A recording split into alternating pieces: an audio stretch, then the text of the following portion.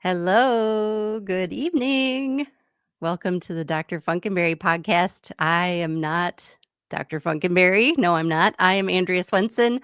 So excited to be the co host for this evening as we celebrate the one and only Jeremiah Freed. We're going to catch up with him. He's going to make his first appearance on the show in almost a year.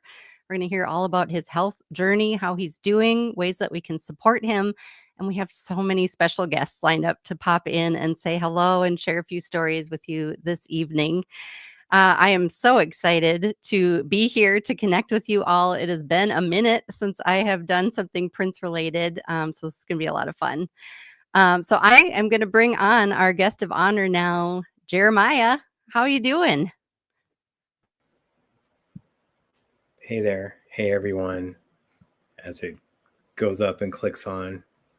Let me just get this out of the way. Thank you guys so much for being here for the Dr. Funk podcast, live on YouTube, live on Facebook, live on Instagram, next day on Apple and Spotify. Thank you guys so much. Can you actually believe it's actually been almost 2 years since I've done a show like this? Like the last thing was like to promote the Down to Pearls project. I don't feel the need to do stuff unless we're doing stuff when there's something there to really promote or do stuff. But we're here now, and there's been a lot going on in that time for myself, for yourself, for everyone here. That's right. This is just nuts. Just trying to make sure, because I'm seeing YouTube comments, but not Facebook. Hopefully people are able to see us on Facebook. Just trying to get. I see a Facebook comment here. Okay, there we go. Claire. Yay. So get it going on. It's been a while. But now we're on 3 different platforms. So I'll be doing it. Oh my God. Well, before we get too far, I mean, just how does it feel to be back in this chair, back connected with people, back doing your thing? It feels so weird that it's been so long, and then so many things have just been going on, and it's weird because it's kind of about me, and I rather focus on my guest or news going on or other things. But it's always good to be here with the people and with other things going on. It's just been a lot, just with, like I said, I didn't expect any of the stuff that's just been going on, and it's just been nuts. I mean, yeah. I know that a lot of your followers have been following along on your journey. You've got a GoFundMe that has been updated to a new link. We're going to be talking a lot about that tonight, ways that people can support you in this moment. But for those who maybe haven't heard as much about what you've been going through, just take us back to the beginning of this last year of your life and how everything got going.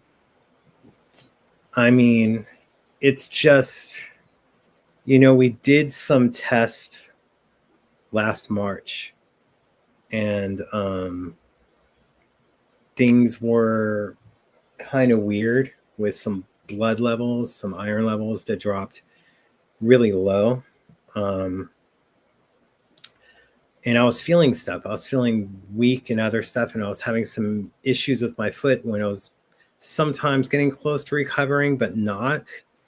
And then it's like I would just be winded of stuff. Like I went to New York for D'Angela's Erotic City Symposium, which I'm always glad to be a part of that and appreciate her doing it.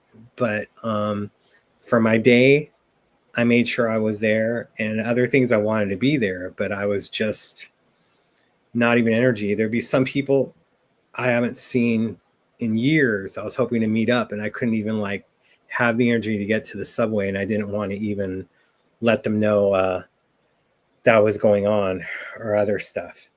It's just, you feel these things, and then the doctor, of course, well, you're kind of young, it can't be this, it can't be that. And, let's do this, and then let's test, let's do another blood test in August. What's interesting was I was just now seeing a podiatrist outside of Kaiser, and he lost his dad kind of young. And he was just like, I wouldn't wait. I'll get a colonoscopy and whatnot and do the other thing now. But I knew I had celebration and some other things going on. So I just had a feeling. I knew something was wrong, but I didn't think it was that. So I was just trying to make it through other things before getting tested. And of course, I saw some people at celebration and they were kind of like, hey, you doing all right?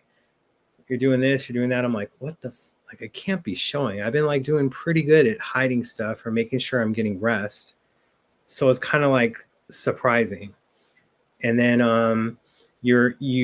the day of the colonoscopy or whatnot, I'm like kind of joking around, like, oh, I probably like had a loss of blood or whatnot, but it probably closed up. We're good now. Then literally right before they're gonna put me under, like right, it's just like, yeah, maybe cancer. I've seen something like this before, maybe cancer. And you're like, what?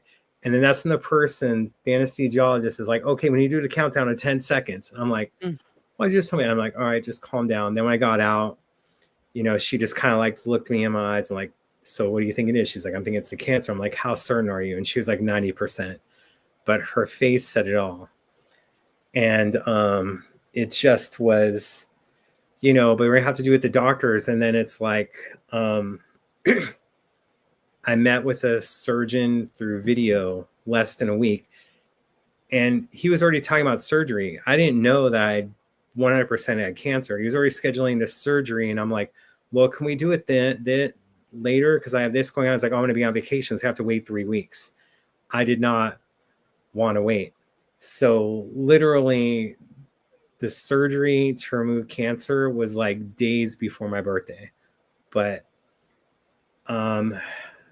and I kind of wanted to keep it private, had to have like some deep conversations with some people, just because there's certain things that happened in my life previously that the fans knew before I did. And I did not want this to happen. Then I was kind of like looking about, because it was colon cancer. Don't know if I said that, stage 3. And that's kind of what Chadwick Boseman had and was dealing with 5 years prior, but a private battle.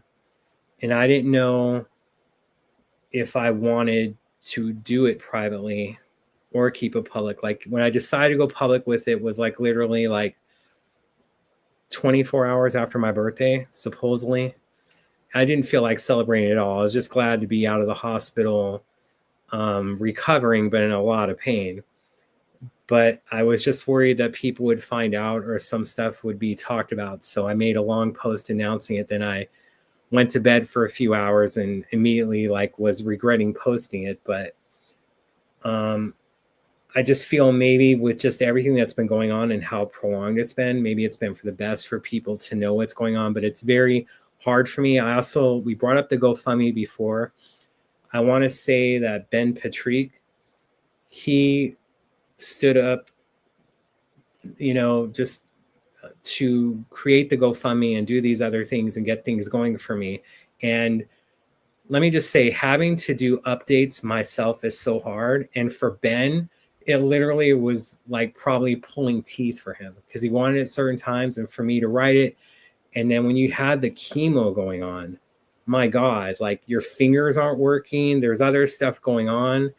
It's just absolutely nuts. So I just want to thank him so much for creating it, for being so patient with me that if he ever met me, he'd probably want to like, hey, dude, it's nice to finally meet you. Now, can I wring your neck a little bit? But I completely appreciate everything that he did and the challenges that he took to do it. We do have a different GoFundMe right now, but it's also because it was a lot of work for him to do. And again, trying to get updates from me, it is like pulling teeth, and he will be the first one to admit it. And I'm just going to say it straight out myself. I don't really like talking about myself. If I'm doing a message just to him, that's okay. But to let the world know what's going on was just kind of difficult. But the thing is with what I want to be over this, and I want to stress to people that after telling you to get tested at 45, get tested at 40, because I'm a factor just to show that's wrong. Chadwick was 43 when he passed away, so that means he had it in his 30s. It's just happening at an alarming rate younger, and we need to be on top of stuff. And I want, when I get over this, here it was like I was wanting to do like a funk diabetes thing, and now it's about funk cancer. And what's interesting is this hoodie I wore January 22nd, 2016 to Paisley with the Funk Cancer, the Dr. Funk headphones, and the Dr. Funkenberry logo. Now, what it was is, because the night before was the Prince's piano and a microphone show. I wore something special for that I made. But this was a tribute to David Bowie that we just lost at that time. So we will be having some Funk Cancer shirts at this LA event we are doing on Sunday. And yeah, there's just a lot. I'm trying to cover everything. Hopefully I didn't miss stuff, but I cannot stress to you guys, take it seriously, especially us men, because we don't go to doctors frequently. Yeah.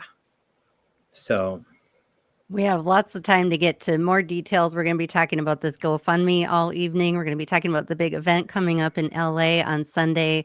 The link tree that you see right now on the screen is going to take you to all that different information. You can hit the GoFundMe link in there and support Jeremiah. You can find out information about the show happening Sunday, and just more ways to connect, more ways to support. Thank you so much for sharing what's been going on with you. I know it's not your favorite thing in the world to do, but I hope, and the mission of tonight is to flood you with love and support. And there's a lot of people out here that want to show you that love and support. And we've got a couple guests already coming in to the backstage here that we're going to start to bring on and talk to. So here we go. It's the Jeremiah Love Fest. And I'm going to bring our first guest who has a delayed flight, and he didn't think he was going to be able to make it, but here he is. Andrea Simone.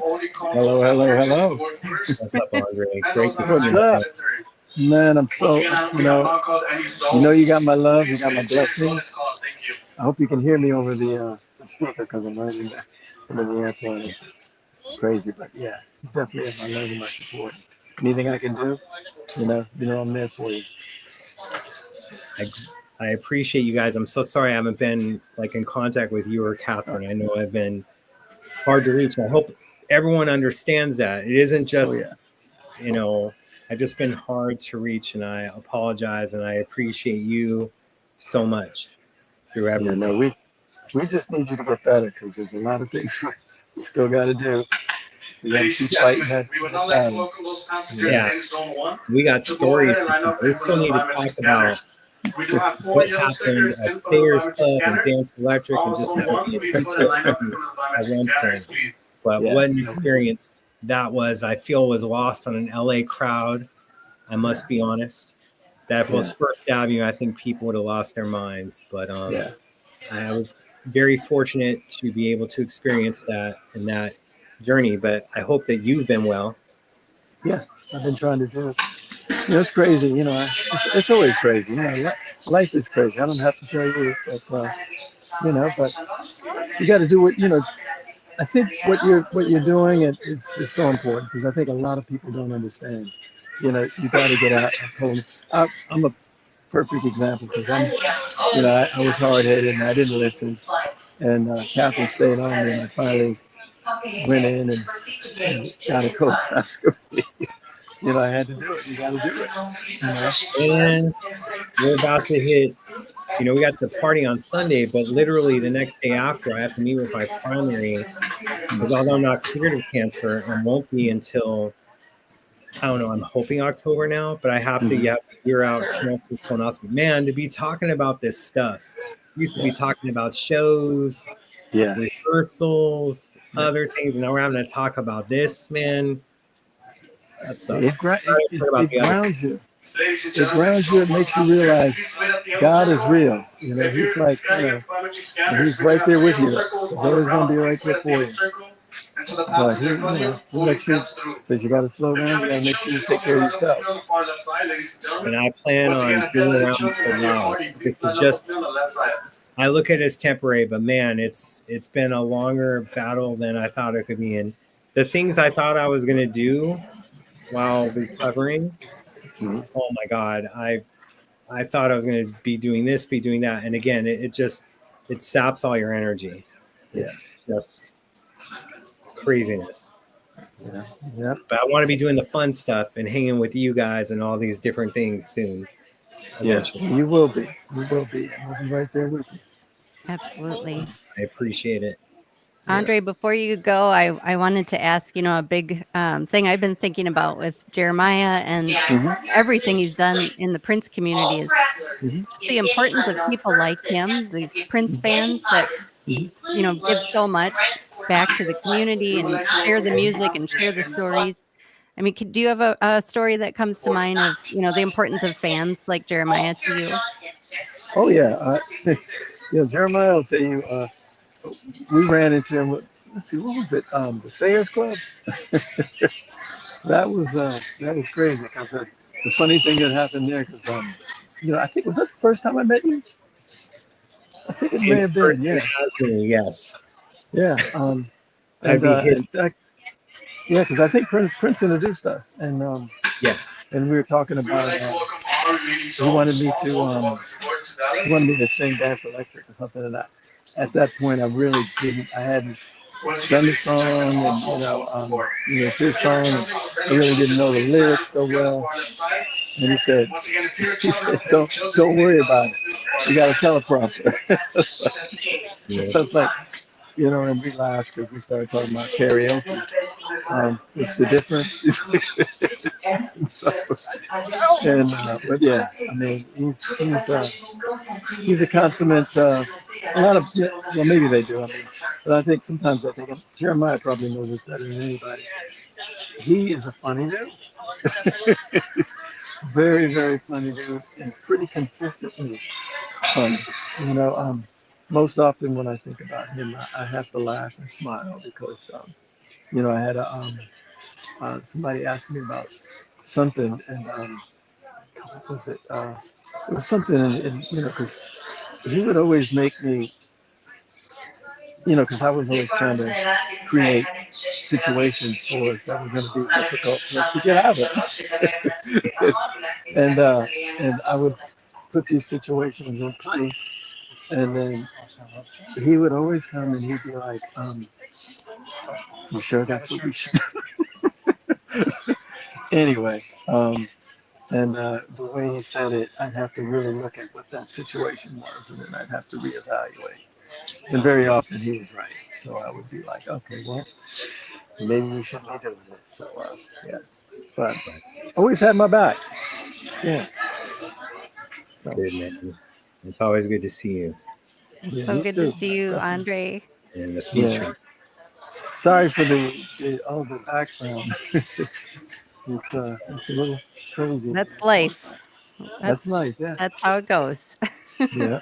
Well, I'm glad you guys were able to take the time to let me join in, because I definitely wanted to. I was like, yeah, I gotta be there for my man. Thank you. Appreciate it. Thank you so much, Andre. We hope you have a safe flight. Thank you so much. All right. So take care. Thank you. All right. Bye. But we're gonna have to get into that at one point of like them. That's what we're kind of like talking about.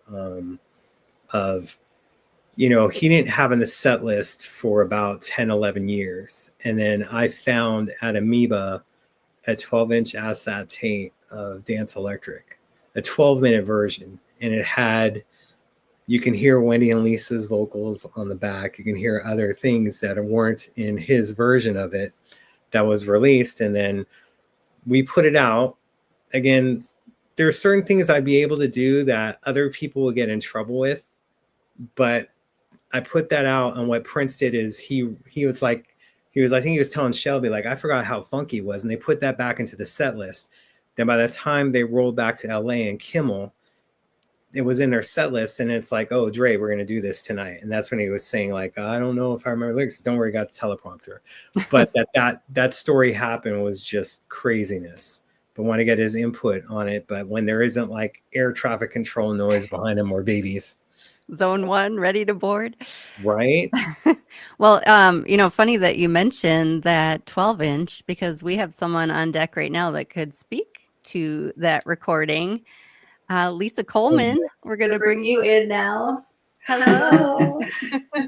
Hello. How's it going, you guys? All right, It's Lisa, good. how are We're you? getting a little bit of echo. Would you be able to throw on some headphones? Oh, yes. Give me one sec.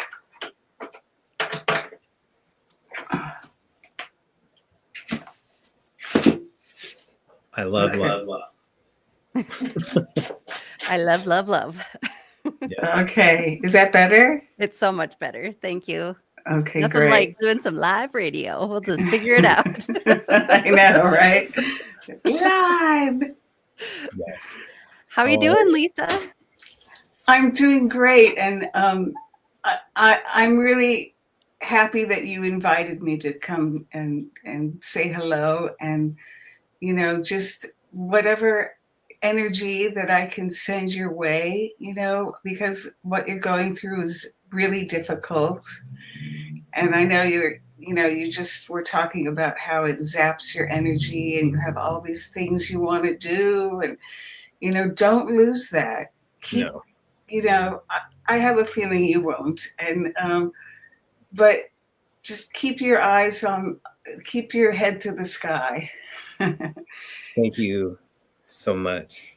Yeah. It's good to see you. Like all the times, I just think of the shows I saw you at, whether it was the Roxy or Lava Lee or the old Largo, and you guys didn't know like I was there because I was just trying to be this. Again, wasn't trying to get known, just trying to be there and enjoy stuff. It wasn't to keep an eye on you or do other stuff. Although it'd always be trippy to me, like at the Largo, that he would show up to watch you guys. Yeah. And just different things going on that people just didn't know about. Like, oh, they haven't been in contact in years or when I'm like, you know what you're talking about. There's still appreciation there. There's still conversations. Sometimes that may be between people, but I love those shows, and I miss that the Lava Lee isn't around. And the old Largo, the energy from there and the atmosphere was so amazing. But I like even seeing you at the, now I think it's called the Avalon or whatnot, seeing you for a benefits show. Oh, Those yeah. things are awesome. But I didn't introduce myself to you guys until like we would talk, but you didn't know it was me until like afterwards. And Wendy would be like, "You're real. You exist." Yeah. So. I know, because your name is so catchy, and it would be like, who is this person? And so yeah, putting the face to the name was a good surprise, because I had seen you around, and you have like a really kind of shy vibe about you. So it was I didn't expect that. I thought you'd be more gregarious and you know but it's all in the eyes. Yeah. And then shyness, like I've said it before to some people, is mistaken for arrogance. They think these things about me, and I'm not exactly the friendliest person when you first meet me. I'm very guarded, but I'm sure we know other people like that, and then we'll just talk a lot or whatnot. But it would just be crazy. I mean, I would see you guys, I talk with you guys, and just really wouldn't say stuff. I just wanted to enjoy the music and be there in the moment. But at least you got that. A lot of people would just like, oh, he's so arrogant, and they didn't understand that shyness and arrogance, for some reason, they have some of the same traits, and people mistake shyness for arrogance all the time, unfortunately. That's really true. But still waters run deep, and there's a lot going on in your brain and your heart. Thanks. And I just wanted to add that Andrea, you asked Andrea questions that, if I heard you right, had something to do with the importance of fans. And yes. And you're such an amazing example of how not only your witness to us, but the way you keep us connected to people still to this day. We're nothing without that. that is the Purple family. That is why we did it. That's what is still rewarding for me. And to be able to talk to you right now is just so great. And I wish you all the best. And I know you'll get through it, and listen to a lot of music. That's right. But music is very powerful, very healing. Yes. And I just feel it keeps things fresh, because people will talk about chemo brain or whatnot, but I try to listen to music, watch videos, because I'm just thinking of, we got a lot of work, all of us, to do in the future that we need Right. to do, need to be here for. And again, I've been doing this like for 30 years now, but what I started as and what I became was so different. I had nothing. I had no idea that I'd be on his radar and other stuff. And literally, like in the 90s, I was within months getting weird emails and other things from him. But it just progressing, then it would be like, hey, you know, you need to tell Susanna this, or hey, you need to tell Lisa this. I'm like, well, I'm not really talking to them directly, but I'll find a way. But it was so, it's like he wanted me to be in touch with everyone. Yeah. Regardless of where they were. And I'm glad that happened, and we can, you know, be in contact or whatnot. Just if there's a message you guys need to send to him, which you could be vocal with, or if he was doing it, he'd be doing it in, honestly, some passive aggressive ways, but we all know how it works at times. And I'll leave it, and I'll shut my mouth, because he's like, hey, dude, I'm looking out for you. Shut up. Anyway. Oh, that's great. He recognized you as a messenger, and you are. Thanks. There was trust there. I would hear it from Bobby, and I'd hear it like from other people, just like he trusted you. And I, to be honest, I know he probably didn't say that a lot. Probably when he was younger, he did. But, you know, it's just, it'd say things, I think, like in the interview, he called me a friend. I'm like, I don't know. We haven't been to a basketball game together. But I would say that if he needs me to be there, I'll be there. And I was just like, the weekend before everything changed in April, you know, he wanted me to come out to Paisley. And I'm like, he doesn't need to fly me out there, but if he needs me to be there, I'll be there. So that's all I would tell him. So, well, you know, Prince is, you were a friend to him, because his, as a songwriter, I think songwriters, in their imaginations, while they're writing and while they're singing and while they're playing their instrument, are imagining this perfect fan that is just receiving everything that you're giving, you know, and it's just going to that, you know, and you represent that. He saw that in you, and, you know, he just recognized this portal of a person that he could actually experience in the flesh. Right. It's just, I think it also made stuff easier where like he'd be somewhere like in Australia and he needed me to find out about something, to be like telling Damaris, don't worry, he'll figure it out. And I would. Just one of those things. And I think he appreciated it, is that he didn't have to tell me know my music or stuff like that. As I just knew. He would quickly go into conversations like it was freaking 1983 and I was there with you guys or whatnot. And they'd be like, he knows that's kind of like before I was around, right? But that I would know it. And there would be other people that'd be around that didn't. And he kind of give them a little bit of a flack. It was just cool to have that. And, you know, we get into, because I would know stuff, we would get in a little bit of tiffs, but we get into a tiff with Prince. It's just, he's going to speak louder than you do. Yeah. But it's okay. So. Yeah. Wow. Well, this is great. Aww. You know, I'm so glad that you could join us. And I'm seeing a comment. Is that Lisa? Just to confirm, if you are tuning in now, yes, that is Lisa. And we have another friend that I want to bring in as well. Wendy is here backstage. We're going to bring her on as well. Hey, Wendy. Guys. Hi, How's it going? Hi, Wendy. It's going Hi, honey. Hey, guys. It's good to see you. What's everybody doing? All right. Doing I've good now. I've been following all of your posts. I've got my eye on you, and I like candles. and I'm totally in your atmosphere. I Aw. appreciate it. I thank you so much, both of you. I was just, talking about to Lisa, seeing you guys from back in the day. And I remember you as sort of like this character that was like omnipresent. You were just there when you were in the room. It was like, oh, there's representation here. There's representation. and I I was knew, so it's like, there's that guy again. and No, this is I knew it was different. I knew it was different. And as soon, like, I can't remember when it was for you, but when there was the PRN, what was that website that everybody used to go to way back in the day? Oh, are you talking which one? yeah. Was it positive or negative?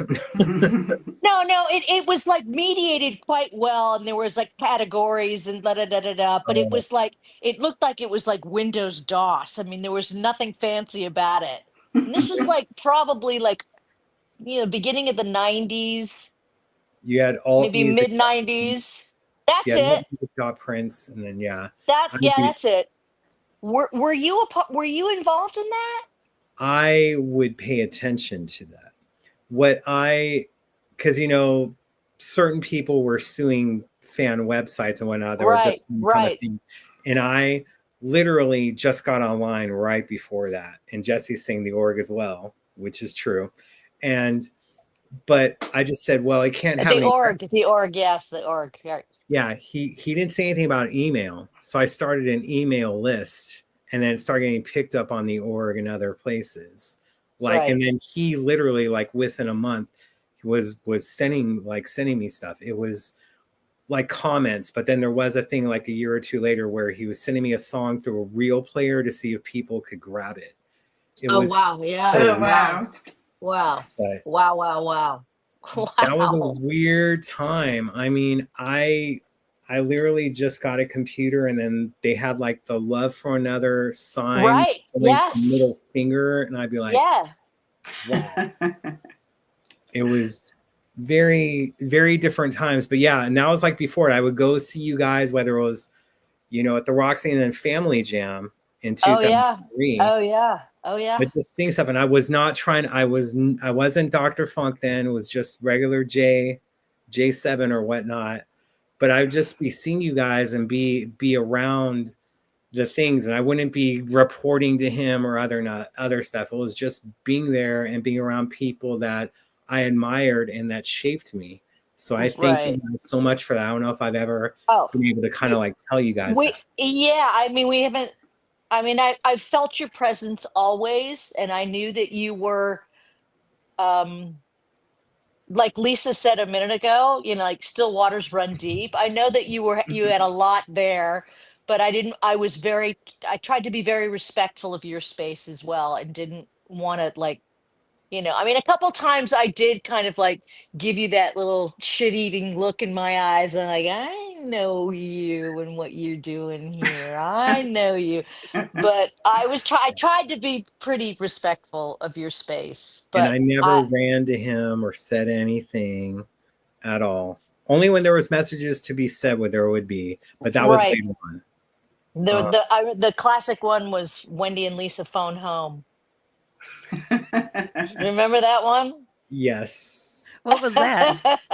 That was like his ET phone home when he had this moment. What, Lisa, where was that and when was that? Was that like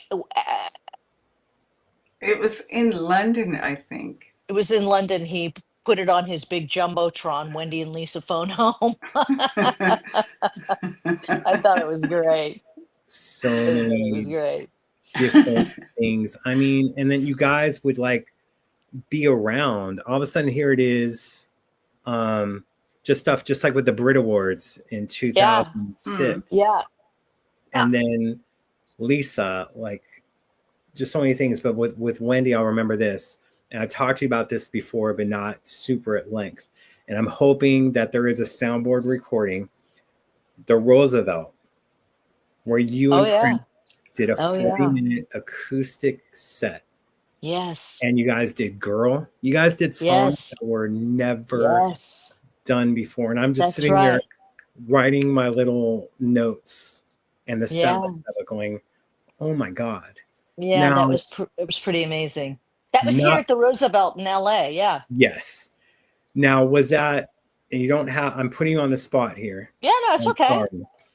But was that going to be like for when he was going to go to O2 London? Was there a chance that he was going to bring you in and that was going to be more than just a one night thing?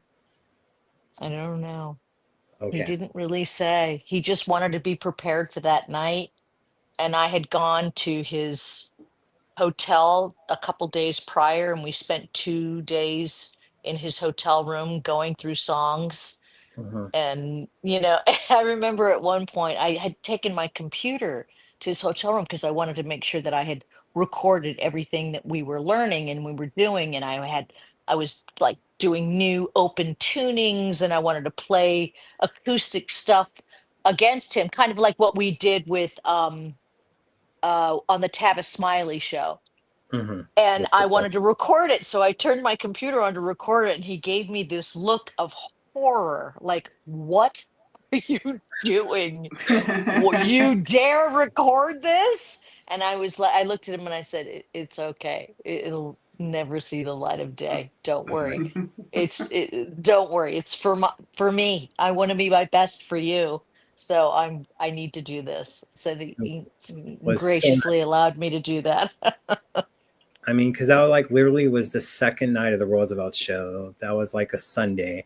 And I missed the first night because of previous obligation. So I don't know what happened, but I literally get a call at 7:00 in the morning from Ruth Azarte. And she's Oh like, yeah. you have to come tonight. You got to be here. It's probably gonna be something happening with Wendy, but you need to be here. That you weren't here last night. That's a little bit of a problem. So I can't thank Ruth enough for so many different things, but I making know. sure Ruth was good. there, Ruth was really good with that stuff. and Lisa, like, so I just back to Wendy real quick, because I remember when we were hanging out in the studio and I just came from an event and I had, before your cell phone could do everything, I had my video recorder from Kodak, I had my audio recorder, and I had my cell phone. I took it out of my pockets and he didn't realize it at first. When I was putting it back, he's like, you haven't been recording us this entire time, have you? I'm like, come on, man. Like, I know better. Because, he was doing his little thing where he likes to talk. But just so interesting now with Lisa for the Brit Awards and for other stuff that you were doing, where you just be like, okay, fine, he's calling, I'll make the trip, we'll go? Or was there just hesitancy of stuff? Or did it really truly feel like not a lot of time has passed? Just curious. Oh, wow. No, it was an easy thing to do. It was, yeah, because it wasn't like, even when time would pass, it wasn't like a lot of time, and it didn't feel like a lot of time. We would pretty much pick up where we left off, for better or worse, and get to sparring. And I was always glad when he would call and ask us to do something. I thought it was great. Mm-hmm. I'm just lucky that I'd be able to see you guys all together and do these things and not just have it be in the past or whatnot, to when I would be too young to enjoy it or remember it. Right. But seeing you guys with him and just doing other things and creating new memories was just absolutely amazing. And you guys were, so many different things that you can be saying, like, to me and to others, like, you guys were musical soulmates. You guys just gelled so well together. I'm sure you guys have heard that before, but it just would mean a lot. And, I can't express how much I love your guys' music on your own and love seeing you guys perform, and then continuing to do stuff with the Revolution, albeit, as I told Lisa before, after the last thing you guys did in 2019 out in LA, like, you guys need to skip the Wiltern, because it wasn't friendly to you in 1986, and it sure wasn't friendly to you in 2017 or 2018. It wasn't. No, he was not in a good mood in 86 from what I remember. Although I wasn't there at that, but I heard some stories. It was just too much the LA crowd and being industry to where I even think when he's doing Purple Rain, he's like, leave it, Wendy, I'm done or whatnot. I don't know what you Yeah. remember from that show, but I don't remember him being there. So, but I had a feeling that he had people there reporting to him. So that's what mhm, I kind of figured was happening. But I kind of got used to that all the time. I mean, all the whole band would be certain places and venues that we'd go to. We'd go, "Who's here tonight?" And we'd know that someone was spying. no, no, So, but we just kind of got to be comfortable with that. And I knew that he wanted to make sure that, that everybody was being respectful, and we right. were.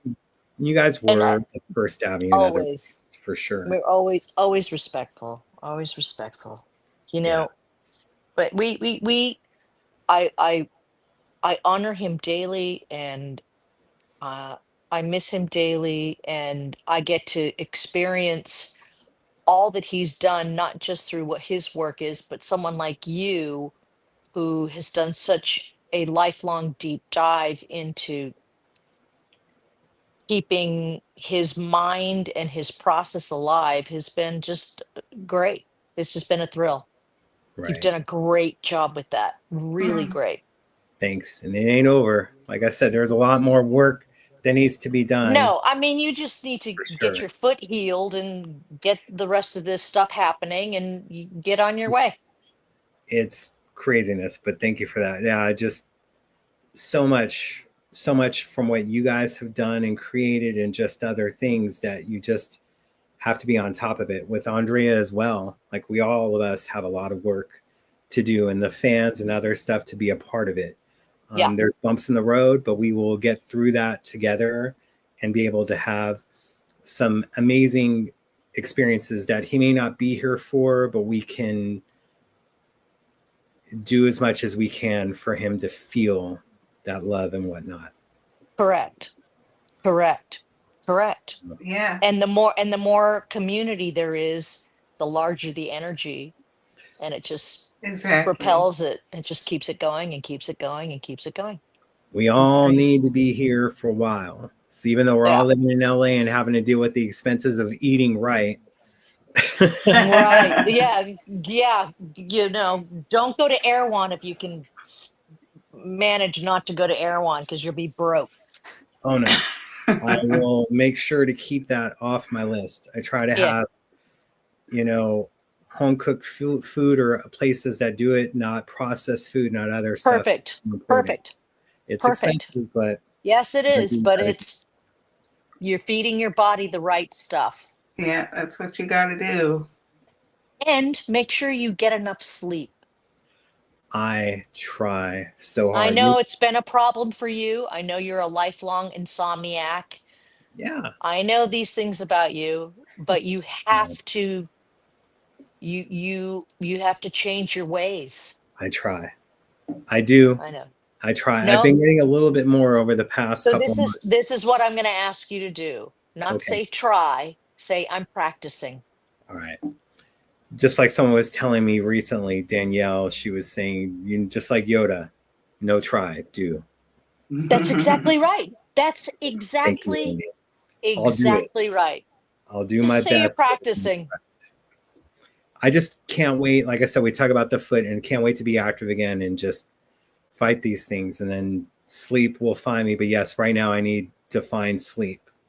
You do. And You just need to Yeah, curl up and like learn how to restore. breathe and restore. And even if you don't actually fall asleep, just learn how to meditate to turn your mind off. And I need to do look, better. I'm Mhm. in practice too.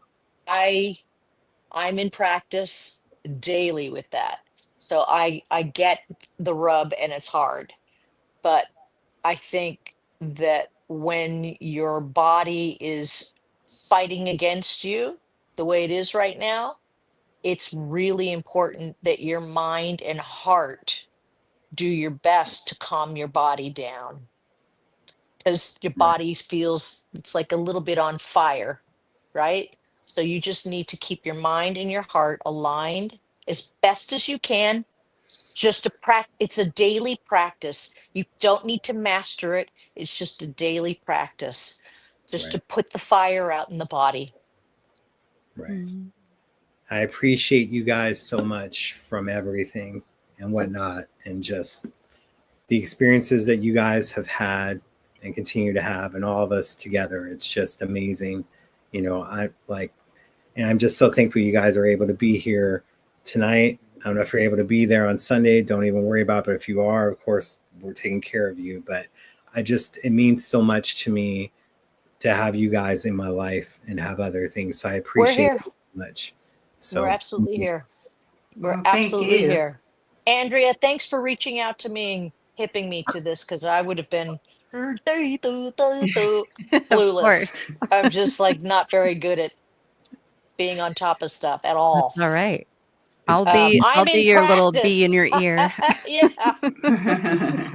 All right, darling. I know you've got a lot of people that want to talk to you, so I'm going to sign off. I'm sending you my love. And if you want to reach out anytime, I'm around. Honest to I God, just appreciate you. Andrea can give you my number, can reach out anytime. Sounds good. Thank you so much. And thank you, Lisa. Like, I love you guys tremendously. It means a lot. Love you too. Love you Thank too. you. We love you back. Appreciate it. All right. Thank you. Go have fun tonight, guys. We Eventually. will. Party up. So good to see Party you up. both. Bye, Andrea. Love you. Thank Love you. Love you. you. Love you. Love you. Aw. I'm not sure how to turn this off, but maybe you do it. I'll I turn you think off. you do it. Okay. Bye. Oh, you couldn't. Thank you guys so much. Oh my God. Thank you, Lisa. Oh, She can't leave. Kind of rude on the back end here. It told me to kick Wendy. remove. Lisa, I wanted to ask you something about you've been playing piano and sharing these clips on your social media. Oh, yeah. And, in all the ways that you've performed for people, I'm just curious, what's been inspiring you to share these really intimate piano recordings with us? Because I have been loving it. Oh, thank you. I don't know. I'm just inspired to do it pretty often lately, because they're really short little things, and they're just like, I have this thought, and it's like, okay, I'm gonna go and record, just play that thought. And so I record it partly so I can remember it, because it's like, I know I have this thought. It's more like a thought than an idea, if you know what I mean. So it's the pieces tend to be very expressive, I guess you could say. So Absolutely. yeah, I just felt like sharing it, and there's so much horrible stuff on the news, and just everything is so negative everywhere you turn. And I really, like I said earlier, music is so healing and so important for us. And I've Truly. been so lucky to have a whole life involved with music. So whatever little drips and drabs I can put out there, I will. Well, I'm soaking up the drips. It's been really nice to hear your voice and hear your playing like that. Thank you so much. Thank you. And I you're really so appreciate 100% right about music. Like, it's so important, and it just helps me get through things and gives me strength. And hearing about other people that deal with Alzheimer's or dementia, that they may forget stuff, but they'll still remember songs from like 40, 50 years ago. It just shows the power of music and how good it is for your heart, how good it is for your soul. And you Exactly. have been great for my heart and great for my soul. And thank you so much. Thank you for saying so. Aw. If you're just joining us out there, this is the Jeremiah Freed Dr. Funkenberry Love Fest tonight. We're just laying it on real thick. No, I'm playing. And we've got special guests coming and going. We're so happy to have Lisa Coleman here with us right now. Are you in your home studio right now, Lisa? Yes, this is my secret laboratory. It's really quite messy, so I'm only showing you the kind of tidy part where there's actual parallel lines. I like it.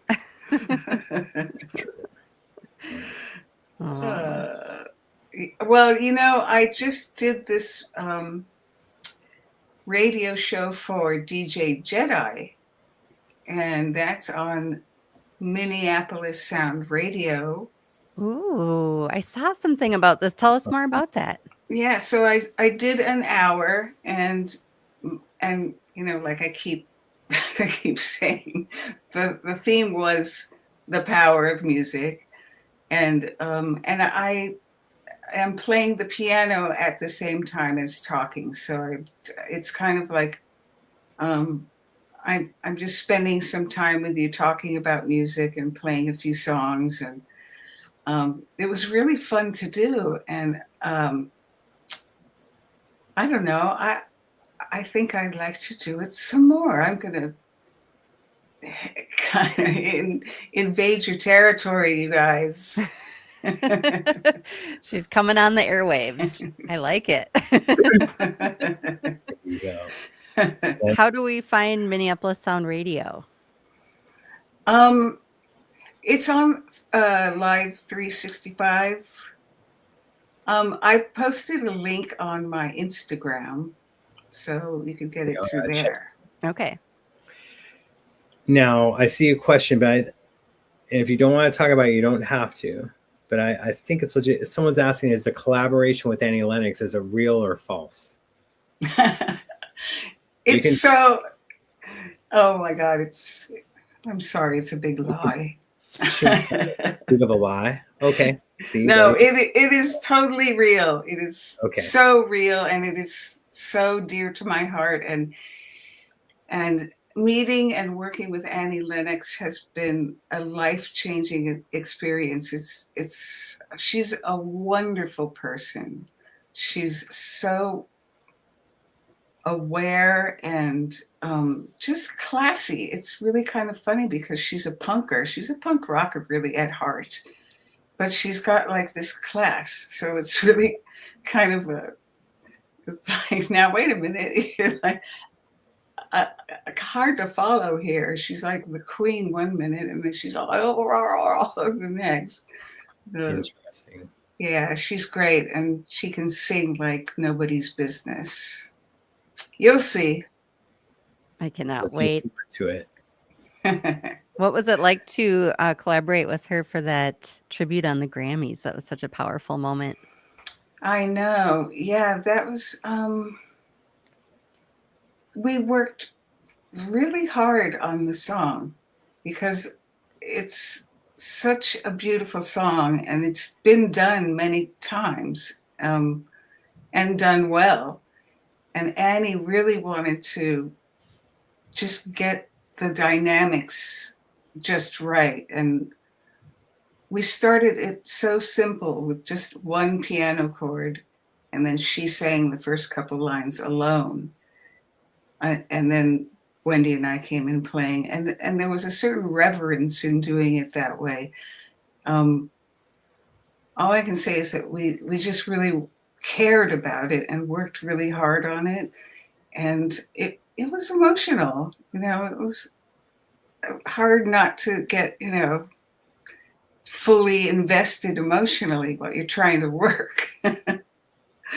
So but we did it, and I'm really proud of that performance. I think it's really beautiful. Mm-hmm. It was, really stunning. And, it's funny that you mentioned that elegance and punk rock, it all came across in that 3 minutes of the three of you together. There you go. Yeah. Perfect. Yeah. And being that it was for Sinead, it was just perfect. I don't know. Yeah. I'm glad we did that. We're getting some more Lisa questions. Do you mind being grilled, Lisa? I don't mind. What else? What else you got? Mike asks, who are some modern day artists that you're listening to these days? Oh, wow. There's this guy, he's a piano player and a producer, and he's got a funny name. His name is John Hopkins. And so it's easy to remember, but just lose an S. John Hopkins. And he plays the piano so beautifully, and the music that he makes is really interesting and deep and beautiful. And I highly recommend checking him out. Mhm. Yeah, that's who I could think of off the top of my head. I John know there's Hopkins. more. Yeah, John Hopkins, very cool. And And he's also into like healing music and, you know, just connecting with certain frequencies. And I don't know, you'll see. Google John Hopkins. Google it.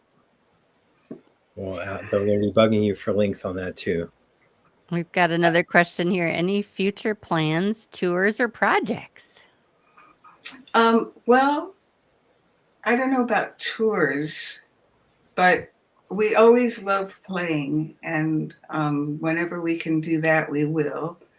It's, I mean, as Wendy and Lisa, or at the Revolution, or well, I think anything. They want anything. any one of those things. Well, they know if you're going to be playing at a Bugatti. Anything. Well, definitely when we release the record with Annie, we're going to do some special shows, and that's going to be really fun to do. So I'm really looking forward to that. Yeah. Here's another one. Lisa, besides his talent, what was Prince's most beautiful quality? Wow.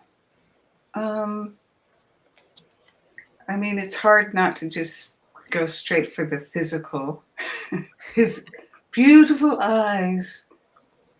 But he, you know, whenever I was sick, or one time I got my wisdom teeth out, and that really messed me up. You know, it was awful. And he took care of me. You know, he made me soup, and he like would check on me, like, "Are you okay?" You know, it's just really funny to have him doing that. So that was really a unique experience with him, and a really beautiful quality in him. It was unexpected. So I experienced that a couple times. Yeah. Aw. Prince the caretaker. Yeah. It's craziness. He did, you know, like, again, like when I was going through stuff or whatnot, you know, he'd always like ask me like, how you doing? How's your health? And I didn't really want to be talking about that with him, but he would know stuff. It was just nice. They'd always do that. So Yeah. you know, Yeah, and he was a real baby when he got sick.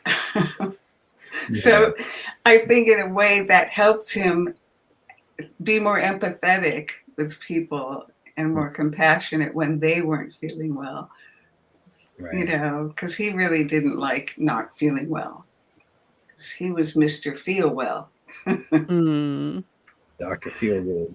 That's right. For sure. I mean, and I personally, I'd rather be looking after other people than people looking after me. And sometimes people ask me how I am. Even before this, I would just try to change the subject to them or other things going on in the world. But it's just interesting that he would check up, because we know like at any time of day he'd be calling you or acting like it's like 1 o'clock in the afternoon and it's 4 a.m. and he's wanting something from you. Exactly. But he's like, "What are you doing?" He'd always say, "What are you doing?" It's like, what are most people doing right now in the vicinity? Well, me being insomniac, I wouldn't be sleeping. So those 3 a.m. texts would actually get answered or whatnot. But yeah, for you guys, it was, back then, I'm sure it was a little bit easier. Like you're at a hotel, like, oh no, I'm going to accidentally leave my phone off the hook. Oh no. Oops, I knocked it over. I love this comment from Mike. I love the story he told at the piano and a microphone show about hearing you play in the basement just as he was about to tell you it wasn't going to work out. Was that the first time you met him? Yeah. Aw. Yeah, I flew to Minneapolis and he picked me up at the airport, and I don't know, I thought we were hitting it off all right, but we're both kind of quiet people, so it was a little awkward. And then we got to his house, he just pointed down the stairs and there was a piano down there. He's like, oh, piano. So I and I just started, fooling around, and then I realized I should probably play something kind of good, because I bet you a lot of money that he's listening right now. This wasn't just an innocent, oh, there's a piano down there if you just want to go relax. So yeah, and as I understand it, he was like on the phone with his manager and saying, I don't think this is, wait, hang on.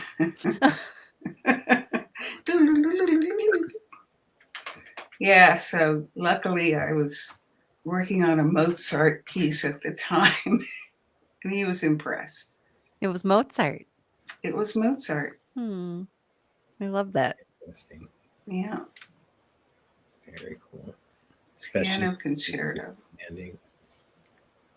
Ooh, this is a tough one. I'm seeing if someone ask, since we got you on the spot. Is there an unreleased album, song, concert, or film you want to see the light of day that you guys were a part of?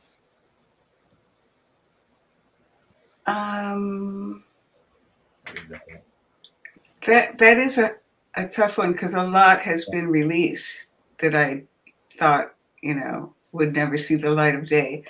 Mm-hmm. But I know that there are more things that are just like jams, not necessarily songs, but we just played music all the time, and there was always somebody there to record it. So, whether it was just on a cassette or Right. or multi-track, whatever.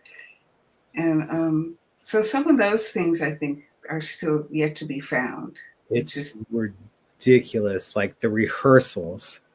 To be honest, my respect for you guys went up like completely tenfold when all of a sudden these rehearsals and soundboard quality started coming out. Although we shouldn't have them, it should be done like there literally is like, and it came up, and of course I had to listen to it all the way.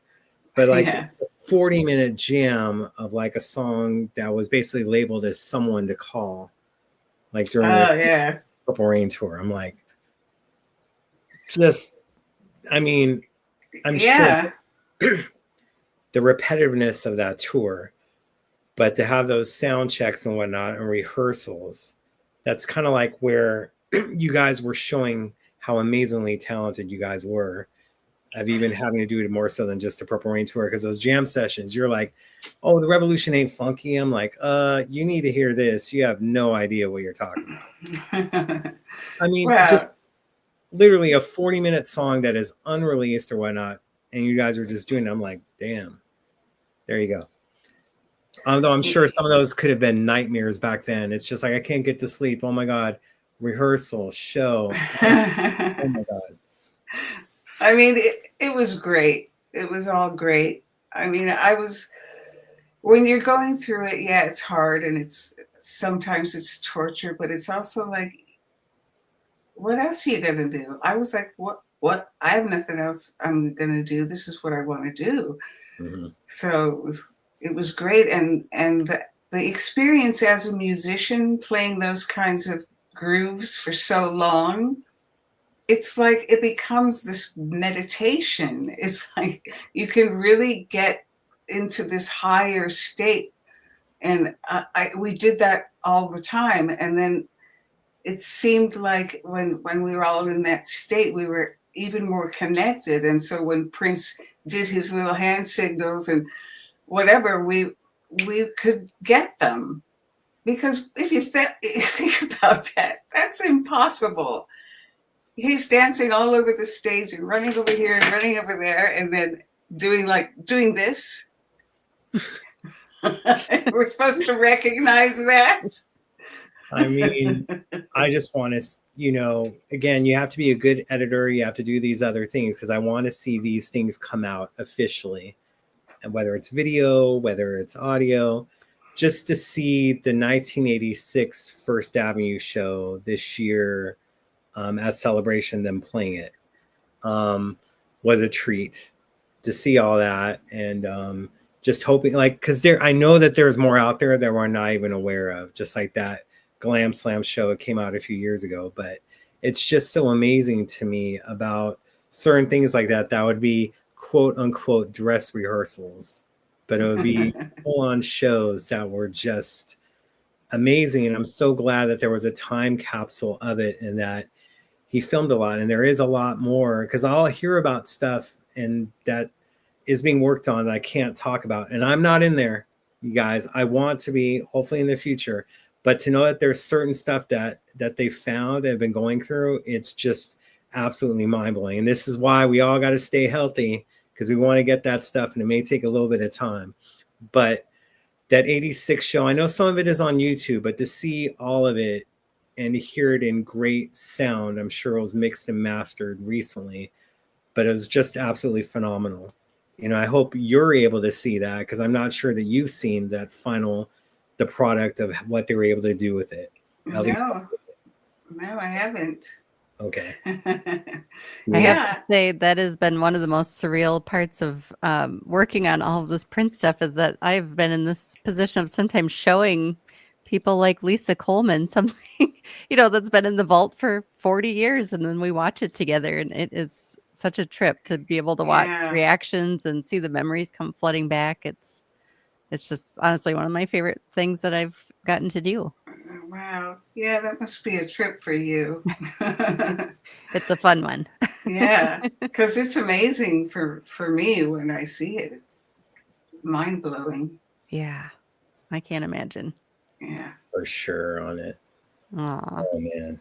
It's just, there's just so much stuff that we just, we'll never be able to get through it all, but man, I want to try.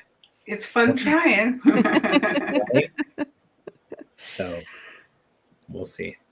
Well, if you are just logging on, that's a very 90s way to say that. If you're just joining us, we are currently talking to Lisa Coleman. This is a celebration and love fest for Dr. Funkenberry. Jeremiah is back in the chair for the first time in almost a year, or more than a year. More than a year. Wow. And it's not going to be a reason. This is just, maybe we'll do something later in the year. I'm not fully back yet. Yeah. But just dipping a toe in.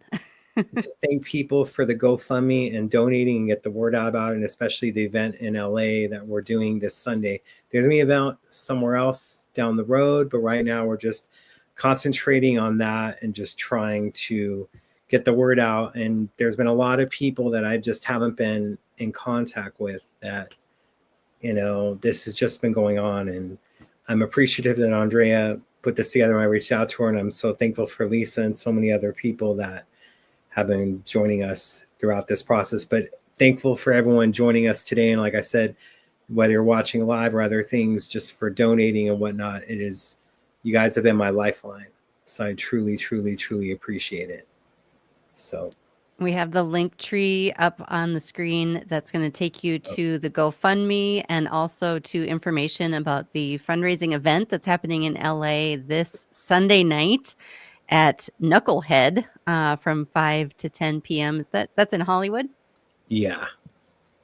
Yes. And super exciting. And we hope to have more events, especially one here in Minneapolis. So we'll definitely keep you in the loop on that as well. But hit that link to support Jeremiah now with the GoFundMe and with the event. And you are in LA or going to be in LA, make sure to be there this weekend because all the DJs, they donated their time. Absolutely amazing stuff. We're also going to be having a few things that will be on auction that have been donated. This will not be the one that will be donated, but showing it on screen. The symbol tambourine was donated to us at Tambaraka. And I'm only going to show these next items, and then there'll be other stuff to show. But Andrea Swensson's book she donated, including this one. Aww. You can get all of them. Like, I just need to tell you, like, we need to do like a chapter by chapter dive on this book because supposed to have Andrea on years ago from this, but every single chapter was blowing me away more and more and more. So if you guys have read this one, you definitely need to read this one, and you cannot forget the one about cornbread and then the vinyl that is out on it and so much more. So those are going to be some things that will be there for raffle and other stuff that we'll go through. But, you know, thank you guys for being here and being present right now. I appreciate it. Absolutely. Well, Lisa, we're going to let you carry on with your evening. I hope to see you online again soon playing that piano.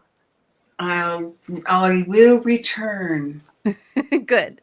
Thank you so much for being here. It was so good to see your face and to hear your memories and your stories. We appreciate you so much. Oh, thank you. It was my pleasure. And let's do it again sometime. Yes. Absolutely. Yeah. Yes. Sure. It's a plan. We will. Okay, good. All right. Have a good night. You too. Okay. Bye. Bye. We have some more surprise guests on the way. And I love that they showed up at the same time because these two guests were actually my co-hosts on the Prince podcast for the Welcome to America season. Please welcome Shelby J. Hey, Shelby. How's it going? Oh, good. I'm good. I'm a little jet lagged still, but I am here. I am here. Dr. Funkenberry knows I love him and always have day one. And I'm here to support my brother always.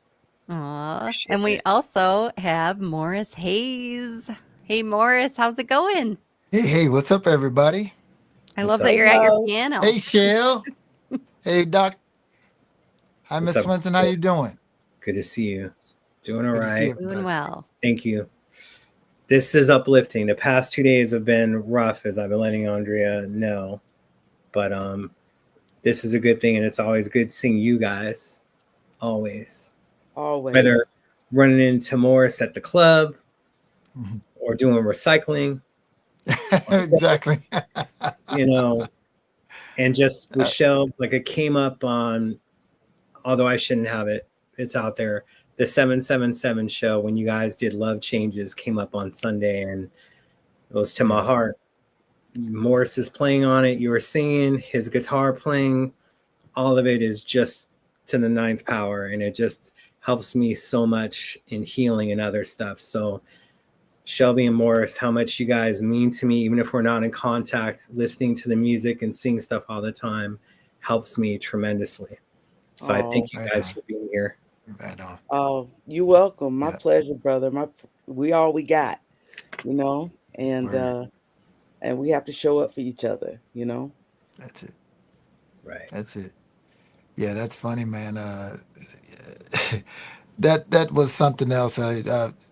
Jeremiah mentioned we lived in the same proximity with each other when I was living in LA, and imagine, you know, I'm just doing my regular, you know, Clark Kent thing. You know, I ain't in my Superman situation. You know, I'm doing my Clark Kent thing, doing my recycling, and I show up at the recycling bin, and there he is. It's like, what are you doing here? You know, so, so weird. I'm like, hey. It was awesome, man. We ran into each other, and then you know, come to find out we were right there in the same area. You know, and that's not like easy. Like it's LA, ain't like it's Pixley somewhere. You know, it's like a big city.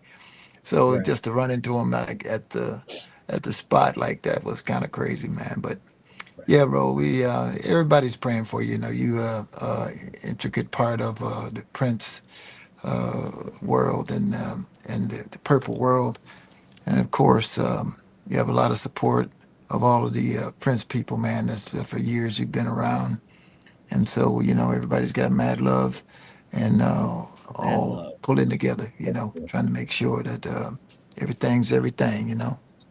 I For appreciate sure. it.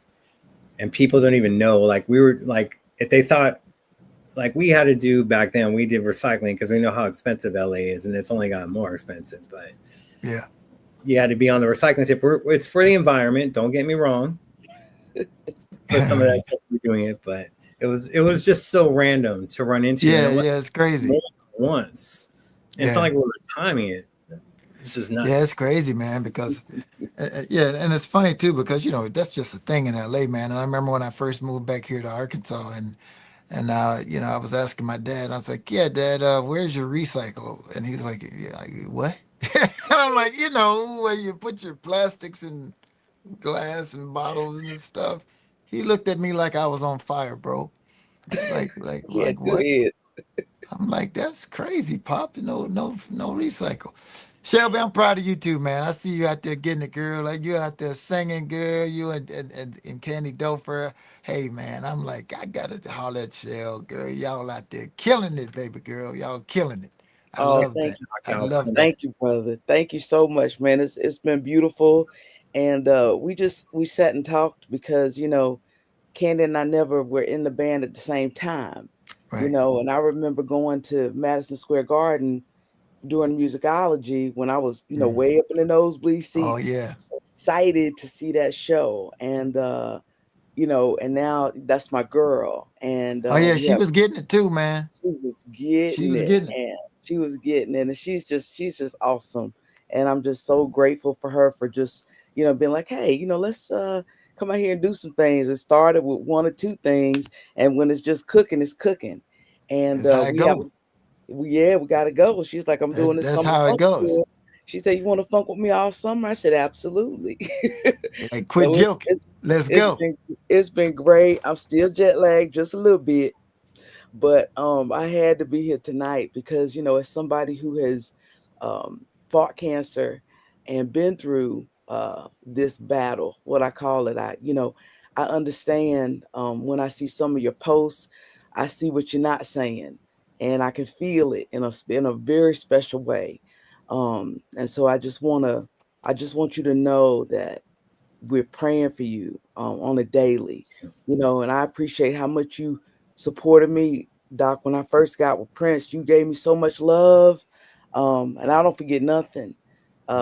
Day one, Right. and so I just, you got to show up for your people. So I just thank you for always looking out, for us and looking out for me, and just showing me so much love out the gate. And you're gonna get all the love you've given so many people and the support you've given so many people. It's like you getting it back, and what you put out in the world, I believe that. And that's how I was raised. What you put out will come back to you. So Right. I know that so much more good is gonna come your way. And I'm just sending you all kind of healing energy. I'm gonna keep you right on my prayer list and continue to pray for you through this whole journey. Thank you. You know, I appreciate it. And it's just, just doing this stuff and trying to be, it's just like with Morris, even before I was Dr. Funk, seeing him like where Renato was getting a lot of love and for Rainbow Children, I'm like, went up to Morris, like you're playing on Rainbow Children is amazing. I want to let everyone know that's him on the boards. You guys know that, right? You can give all the love to Renato. Renato is amazing, but I'm not trying to put anything, but it's always just of wanting to know who played on certain things and make sure they got the respect and love that they should be getting. So I oh always yeah, try to do Yeah. that before anything. I don't even know if you remember that, me coming up to you in 2001, like, man, Yeah. Yeah. playing I recall. stuff. yeah. So, You do. You And always that's get the props. thing, man. And I appreciate that.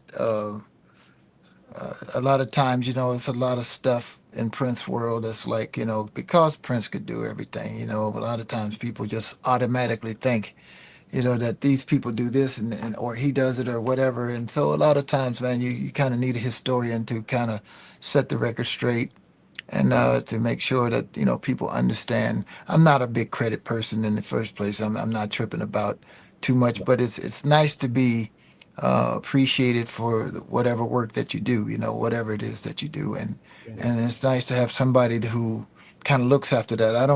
I never was, I don't even have what is that thing they have what is it Shelby, the thing that when you want to look up somebody, it's like the Wikipedia page. Wikipedia. I don't even have a Wikipedia page. So it's like I'm not tripping. It like it is what Right. but it is very cool to have like a historian. And Prince trusted you He did, yeah.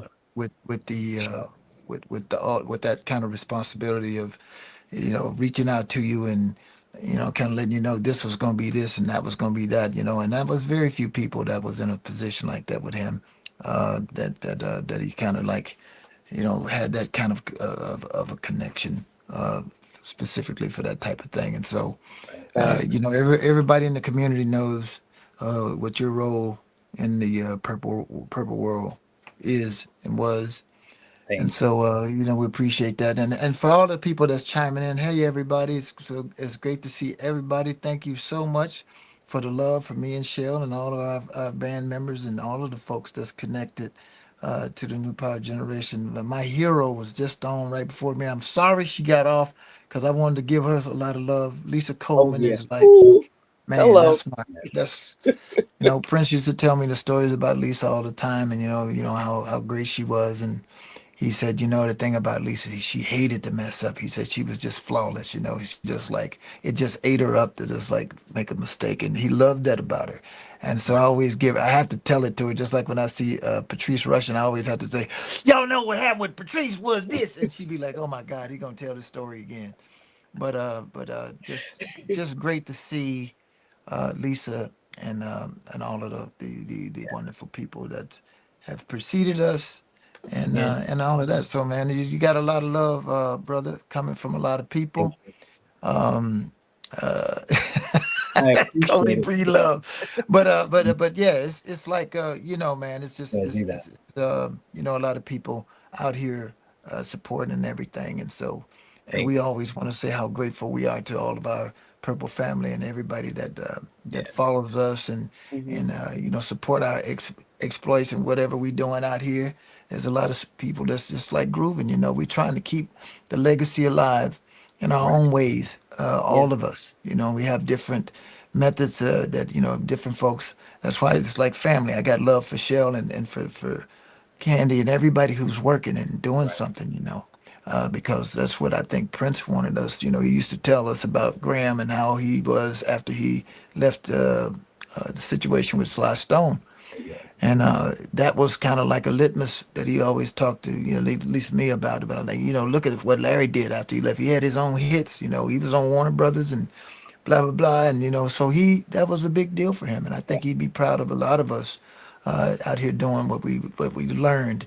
And and you know, It'd be um, just nuts for sure. And just, like I wasn't, when I was there in the moment, I wasn't thinking of like, oh, that I'm going to be a historian or do these other things. It was just being in the moment, taking notes and having it be detailed. It'll just be like at the right place at the right time.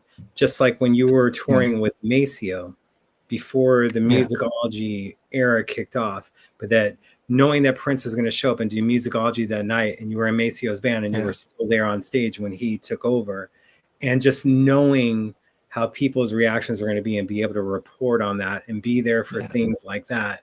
It was just crazy to just be at the right place at the right time, or say I'd be checking out an artist and all of a sudden Mr. Man is right behind me. It would yeah, just be yeah, ridiculous where you weren't planning on these different things of happening. But, it just means so much to me to be able to be put in this position to cover amazing artists like yourself and musicians to just do these things. So I'm so grateful to you and grateful to him to put me into it. And again, I didn't know that was going on at the time. I had a question for you. I'm trying to look for what someone asked. I'm going, because like I would hear this sometimes. I asked, Josh brought it up one time, is that he thought at first that Dr. Funkenberry was Prince. I'd be like, what are you talking about? Like I post about Britney Spears from time to time or whatnot. But they said that was part of the illusion. But like I used to follow Doc Bob because everything he said came true. I thought it was Prince in disguise.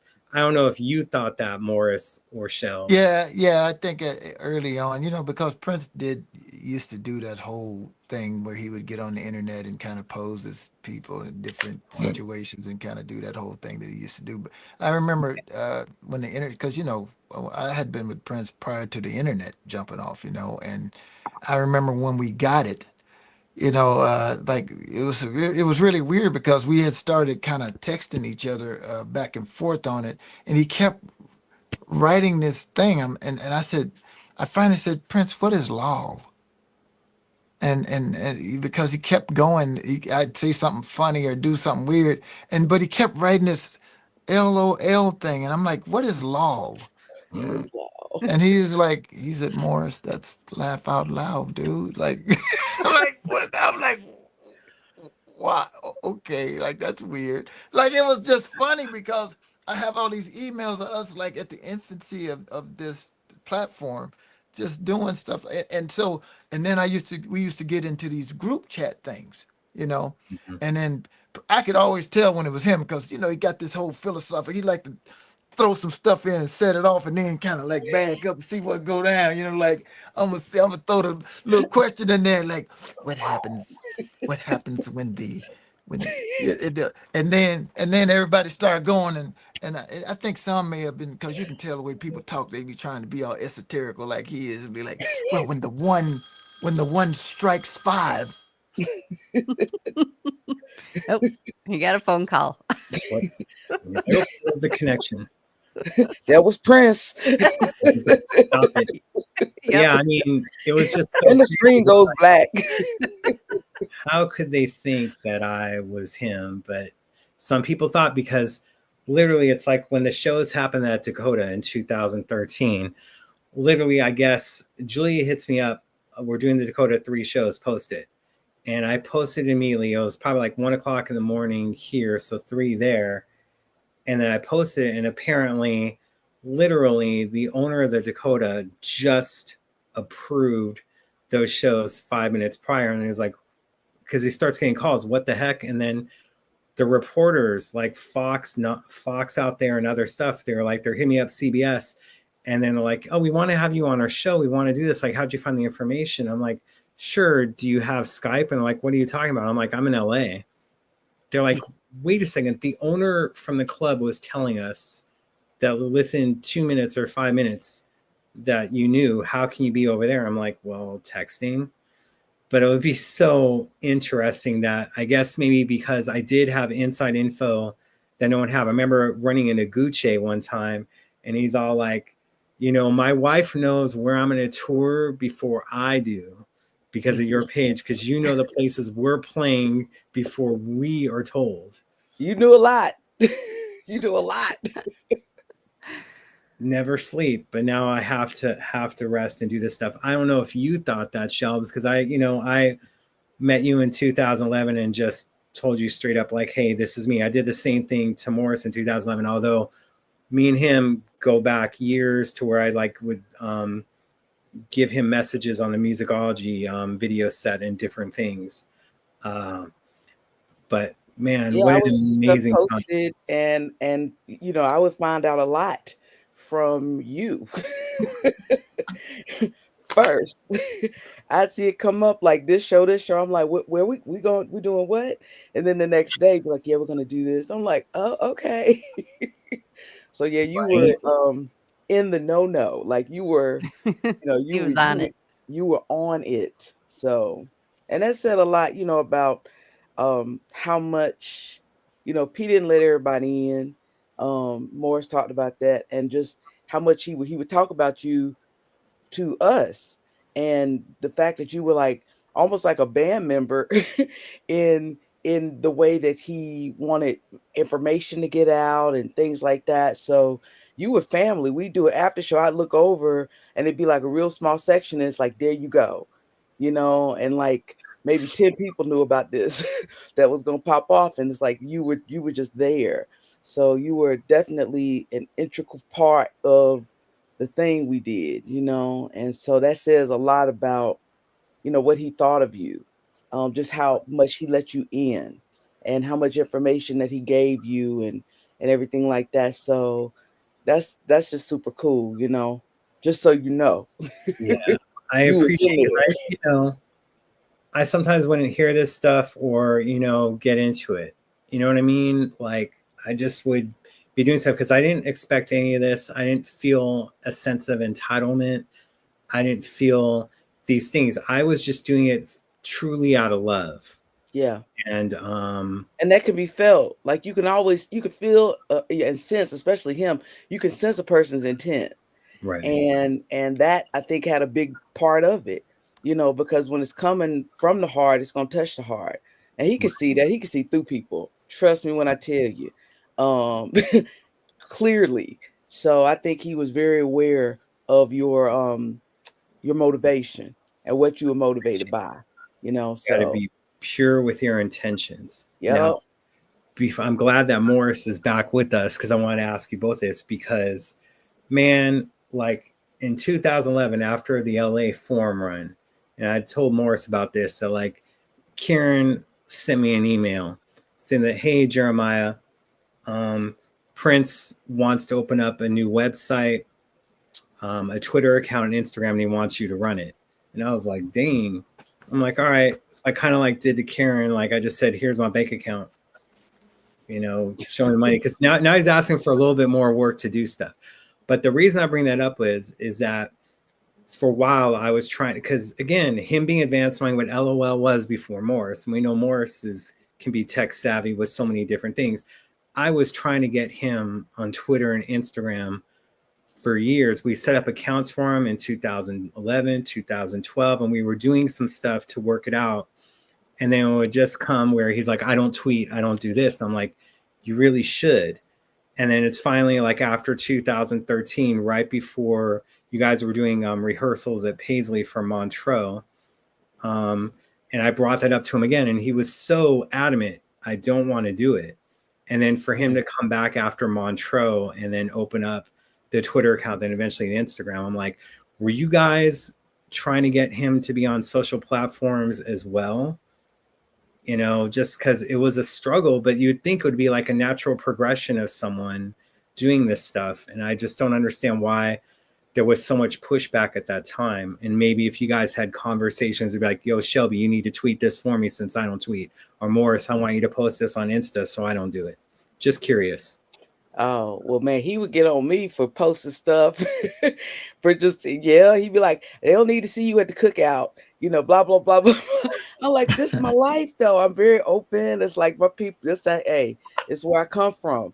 And so he, for me, for my own social media, sometimes he would say, oh, don't do too much. Don't do too much. And I'm like, hey, I like to be transparent and open with my people. And I got a lot of people living vicariously through me, and that's how I look at it when I would do posting. I'm posting because it's a lot of people from my town that's never left my town. And I like for them to see what I'm doing. And I like for them to be able to go to some of these places that I'm getting to go to.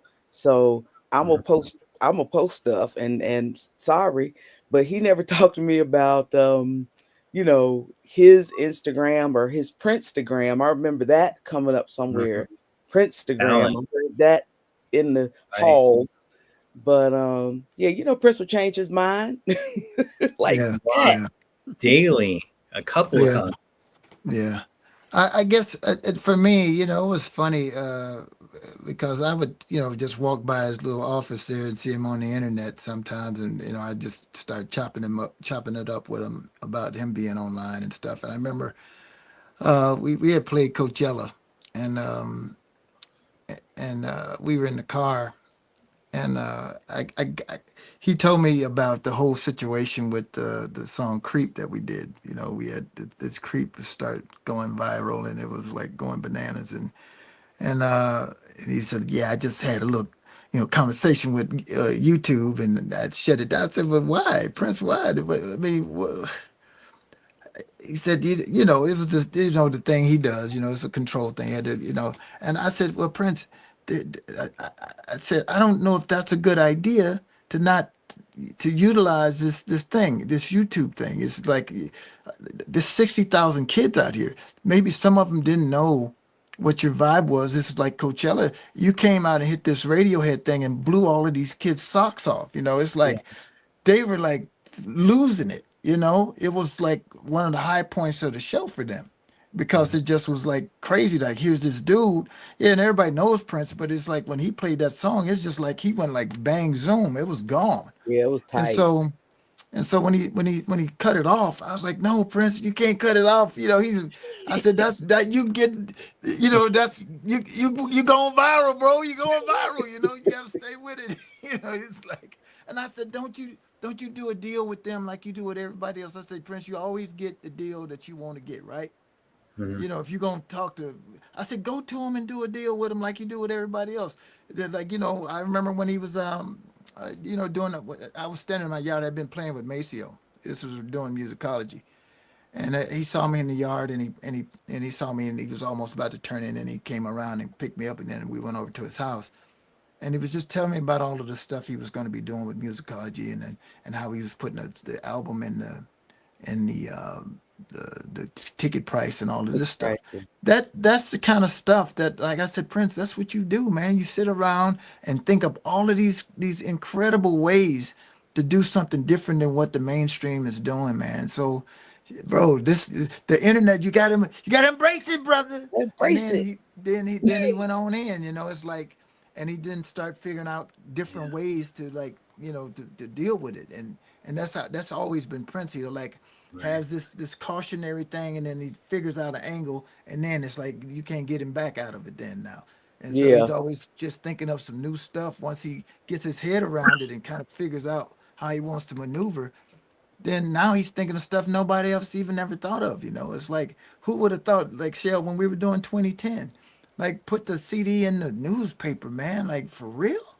Like, you know, yeah. we gonna put the album in 10,000, you know, 2 million newspapers or something crazy. Like, and so that's like forward thinking, like nobody else was on a page like So that. forward. You Yeah, know, and he stayed on YouTube, which I thought was so funny because he want to shut stuff down, and he'd be like, yeah, "Let me know if you see something." I'm like, first of all, Oh my I ain't God. no snitch. yeah, Second of all, but he would stay on YouTube finding stuff and looking at stuff, but he but didn't want his stuff right. on there. He want to Yeah, snatch it. but what it basically came down, and I didn't expand on that. What it basically came down to is like, they're not going to make money off my back. They're, you know, but and I think this was before the whole model of, you know, how you get paid on YouTube is like one of the biggest pay platforms, I think, that it is, with the Yeah, exception of maybe TikTok. But it's like, you get, I just said, make a deal with them, Prince, and so you get what you want, and you tell them it's gonna be this way or the highway, and they're gonna do it, man. You always make the deal that you want. You don't get no deal that you don't like, really. I mean, I guess maybe it's, you know, with the Warner Brothers fight, I mean, maybe that was the thing, but Yeah. at that point he was pretty savvy about like a lot of the technical stuff, and just how he wanted to move. I think everybody had it built in to know that when you're dealing with Prince, you got a situation you got to work out. Just like with Sel when we did the Super Bowl, all of that kind of stuff.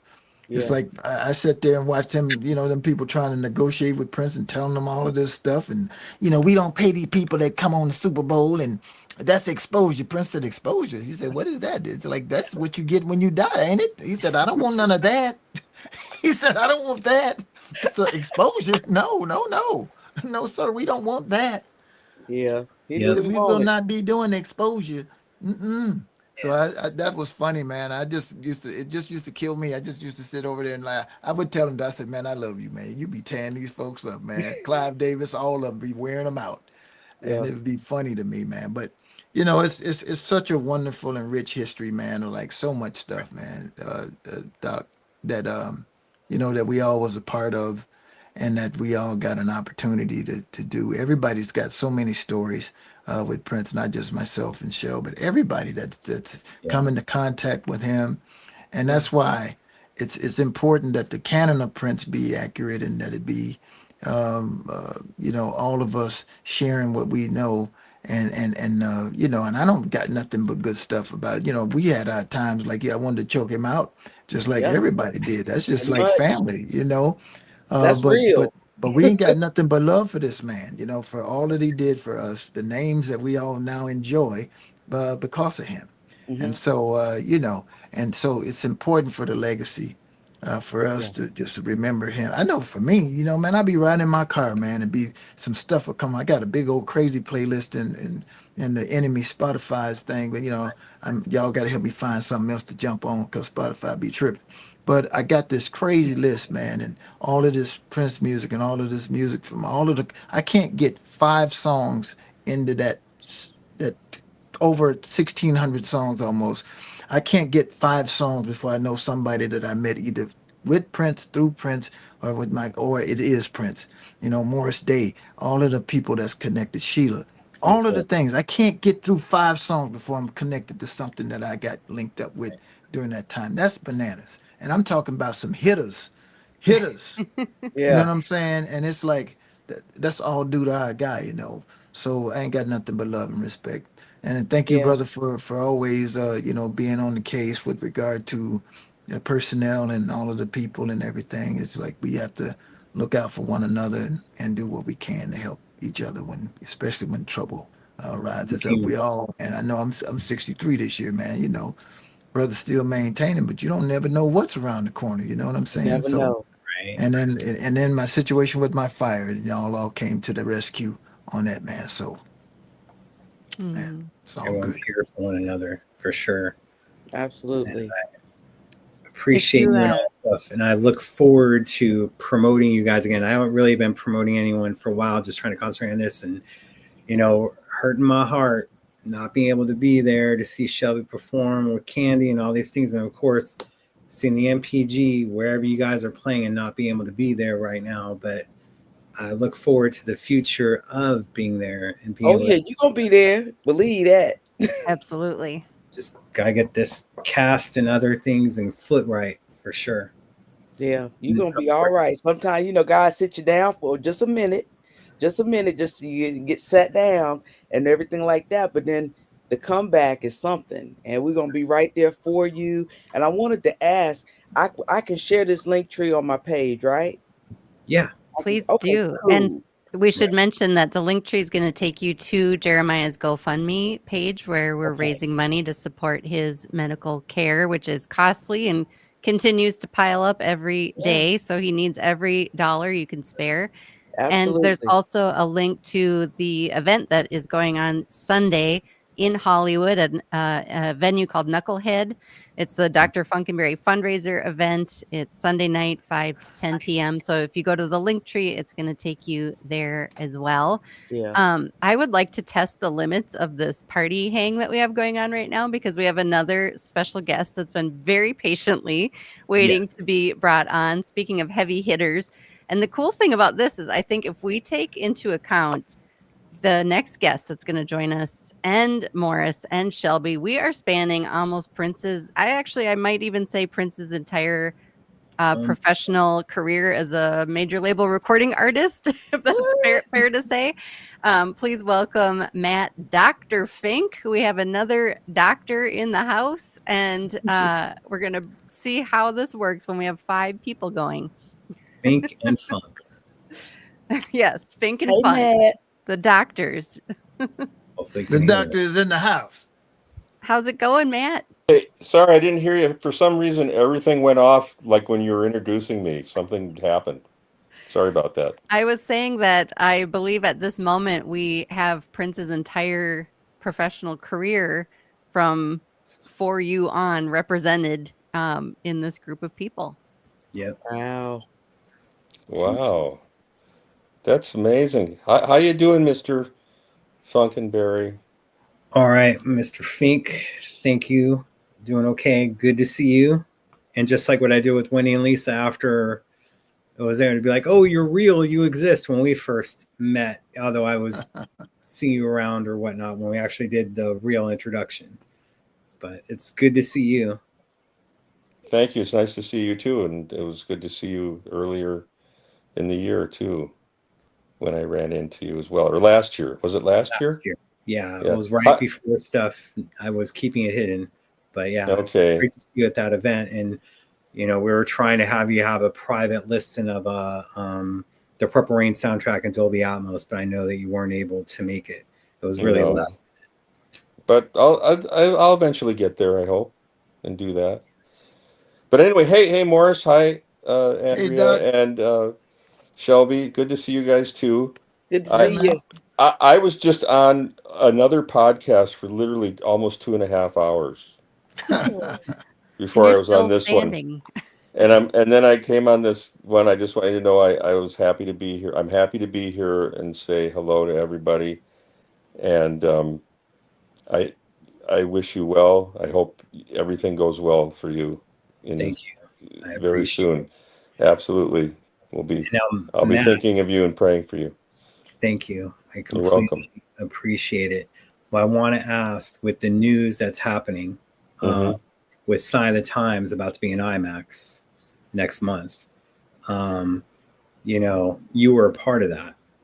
And I don't know when the last time you saw it was, but are you looking forward to it being there? And I really hope, and this is for everyone, I'm hoping someone snips this, is that I'm hoping that this can be such a great reintroduction as well to Prince for a lot of people who may not have discovered him. So I'm hoping some old fans bring some new fans, do this stuff, stop with the gatekeeping and different things. But I really hope that this is a thing for them, but also for you to bring some attention to your involvement of it. And I don't know when the last time that you ever saw Sign of the Times was, or specifically in the theater. It may not have been since 1987, if you even had the chance.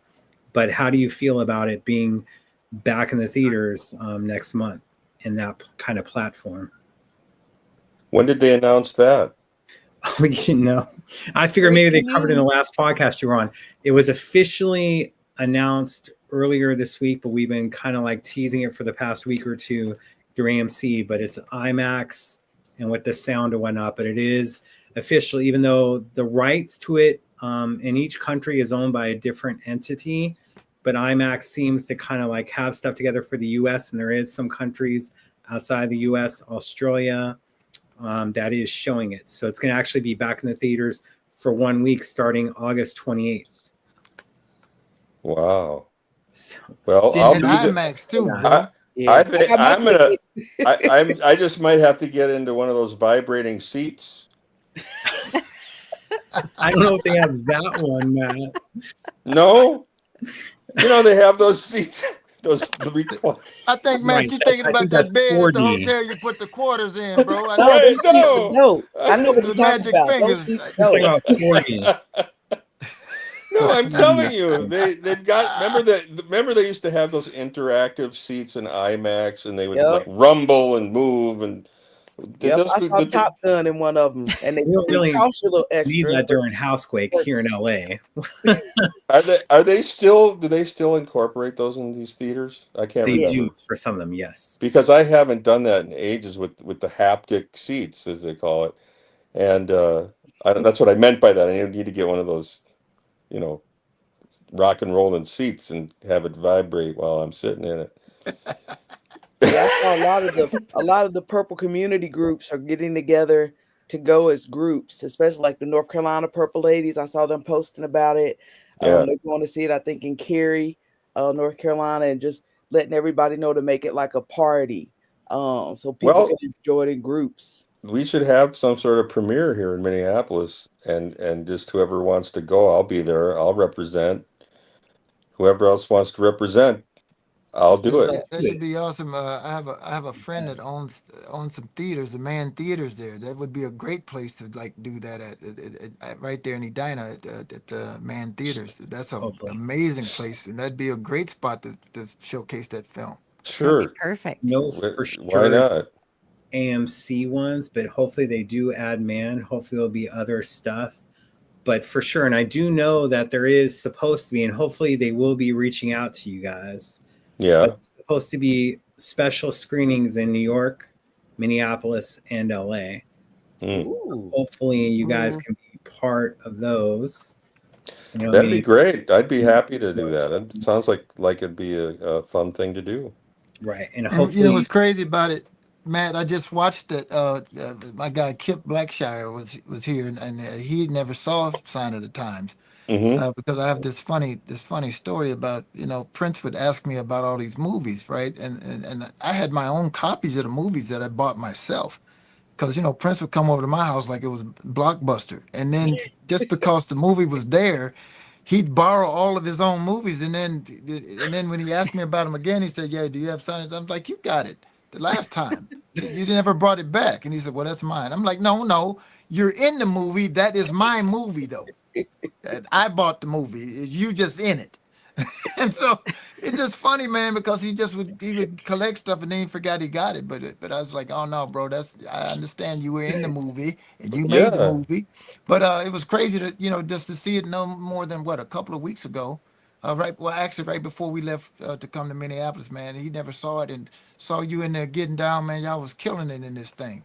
It was an epic concert movie, man. It Epic. was like Oh, and by phenomenal. the way, I caught your show at First Avenue. It was wonderful. I was there that night. I caught your show with the NPG a couple weeks ago. Was that about 2, 3 weeks ago? Yeah, about a couple You weeks guys ago now. played with Mark Yeah. Brown. With Mark Yeah, Brown. with Brown, man. And Yeah. Brown came and did what he do, man. Brown handled his business, man. It was Yeah. great to play with him, fine, man. I haven't like really jammed with Mark since the '80s, man. Like it's Yeah, crazy. no. I totally He's get it. still here. I shared the stage with Tommy B for the Yeah, first time last April with yeah, Michael Bland, Oh, wow. right. Yeah. So yeah, we're all the alumni we're all cooking together, man. It's We a ought to beautiful just thing. got to join more forces more often. Yes. Right Speaking on. of, I've got another one to throw in the mix here. We're gonna Yes. get like a power trio of keyboard players going here right now. Ah, yeah. Another person that appeared in a Prince film and is a member of the Time and is a member of the Rock and Roll Hall of Fame. We have Jimmy Jam. Jam. Oh, look out, Yay. Doctor. That's the Wow. Jam man. How you guys doing? Hey, Good. How Jimmy. you doing, man? hello, I'm sir. wonderful, man. I'm Great to wonderful. see you. Good to see you guys. Man, that's Good to awesome. see you. Looking good, Jimmy. I Looking was That's sharp. always. I was actually filming for there's a Jam and Lewis documentary that's in the works, and I was actually doing a sit down interview today for that. So I just am leaving that and in my car, but I wanted to stop by and salute Dr. Funk. So that's All right. Awesome. That's yeah, That's what's up. awesome. I Thank you so appreciate it. much. yeah, absolutely. I Looking- told Jeremiah this is a love fest tonight, so we're just gonna keep it going, rocking Absolutely. with waves of love. That's right. It's all about the love, man. But Absolutely. no, we appreciate you, man. We appreciate seeing you, man. We appreciate you keeping us going, holding us together, making sure we we stay in touch with each other, man, because you've given us, think about what's happening right here today. I mean, I see every once in a while I get a chance to see, Fink, or I get to see a couple people here and there, but you actually are bringing us together, man, in such a cool and positive way, man. So just want to shout you out, brother, and we appreciate you so much, man, keeping us together, man. That's important. Thank you so Yeah. much. It's truly humbling. Like I said, I never expected any of this when I was starting out. So it's just incredible. And I appreciate your words, and I appreciate all of you tremendously that made me the person that I was musically and other things, and how much it's meant to me for forever. So I thank you, all of you. We You're love more you, than- man. Absolutely. You're more than welcome. You keep it alive. You keep all this alive. You help keep it going. Great. Just incredible. Absolutely. Can we just take a minute to think about the history on this call? Now we've gone back to someone that met Prince when they were in junior high, playing in the keyboard room together. Yep. Yeah. And then we've Yeah. got his first keyboard player in his band when he was branching out as a solo artist. And we've got, Morris Hayes, who played with him for 3 decades. And Shelby J, who was just a beloved part of Prince's later career. It's just such an incredible moment to think about all of these different people coming together. And it really is such a testament to you, Jeremiah, and the hard work that you've poured into your decades of work in the Prince community, that you've brought us together, and you have really just given so much positive energy to Prince's legacy. Yeah. So I hope you can just take this all in, because we all love you so much and we all are rooting for you, and we know that you're going to get through this, and we're here to support you. Thank you. I mean, I still want to do 30, 40 more years of this. We got a lot of work to do. Yeah. So, That's right. Yep. And the doctor says, get well soon. thanks. Okay. I appreciate it You're tremendously. welcome. Joe. So, but dang, this is just, you know, you just got to sit back sometimes. You just got to go, this is just crazy. Just, you guys mean so much to me is all I can say. And everyone that's in the room, everyone watching later on, and just everyone here, it just means a lot to where I'm kind of speechless. So I just thank you for everything. I really appreciate it. I wonder, as we are kind of winding down the show tonight, you know, this whole evening is about positive energy and appreciating fans and coming together with our love of Prince. Could we go around this group here and just share just one short, funny Prince story? Something that's put a smile on anyone's face, no matter what they're going through out there. Jimmy, do you want to start? Well, the Prince story I always tell, and maybe people have heard this before, but at the end of the day, Prince saw me better than I saw myself. And the example of that was when we were doing 777-9311, and we would rehearse it, and he would go, I would play the song, and then he'd go, Jimmy Jam, what are you doing with your left hand? I'd be, what do you mean, Prince? I'm just playing the part on the record. He says, it's got to be better than the record. So we, okay. So now I'm playing with both hands. And then he goes, what note are you singing on the chorus? I said, I'm not singing the chorus. They got the harmonies are being handled. Find a note. It's got to be bigger than the record. Okay. So now I'm playing, and I'm 777-9311. I'm playing my part, singing my thing. He goes, Jimmy Jam, why aren't you doing the choreography? I said, Prince, I'm standing behind the keyboard, man. What do you want me to do? It's simple choreography. You should be able to do it.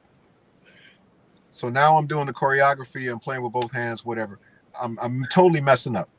So practice ends that day, and I'm like, okay, good. Next day we walk into practice. Prince goes 777, and I was like, oh man. We start playing the song. I swear to God, about a minute into the song, I realized that I'm playing my notes, I'm singing my note on the chorus, and I'm hitting my step. But then I even got enough time to adjust my glasses and hat and take the hanky out my pocket, and it just showed me that he saw me better than I saw myself. And when people always ask me what the thing about Prince was, I always said it's the work ethic. Because he would work, he practiced us for 6 hours, he practiced the Revolution for 6 hours, and then he'd go to the studio all night and come out with a cassette at the end of the day, and it would be Lady Cab Driver, it would be some crazy stuff. But it takes someone to see you better than you see yourself, and that was the thing I always take away from Prince. Like, he made me, the work ethic that I have and the belief that I have in what I can do, but what I can also try to show other people their greatness, I took that all from him. So that's my story. I love that. Dr. Fink, how about you? I can't top that because he's right about all that. but my story is, we had early on, I suggested to Prince one day, I said, it'd make a great stage prop. He goes, what? I go, one of those bullhorns, because I saw somebody was using them in a public place the other day for a crowd control or something. They were like yelling in the bullhorn. That'd be a great stage prop. He goes, yeah, that's an interesting idea. I could get that and do something with that. Next day, we're on an airplane. There's a bullhorn up above in the bin, emergency bullhorn. I said, I was putting my bag up there, and he goes, I go, Prince, there's a bullhorn up here. He goes, take it down. I want to see it. I showed it to him. We haven't taken off yet. And he goes, you have room in your bag for it? I go, no.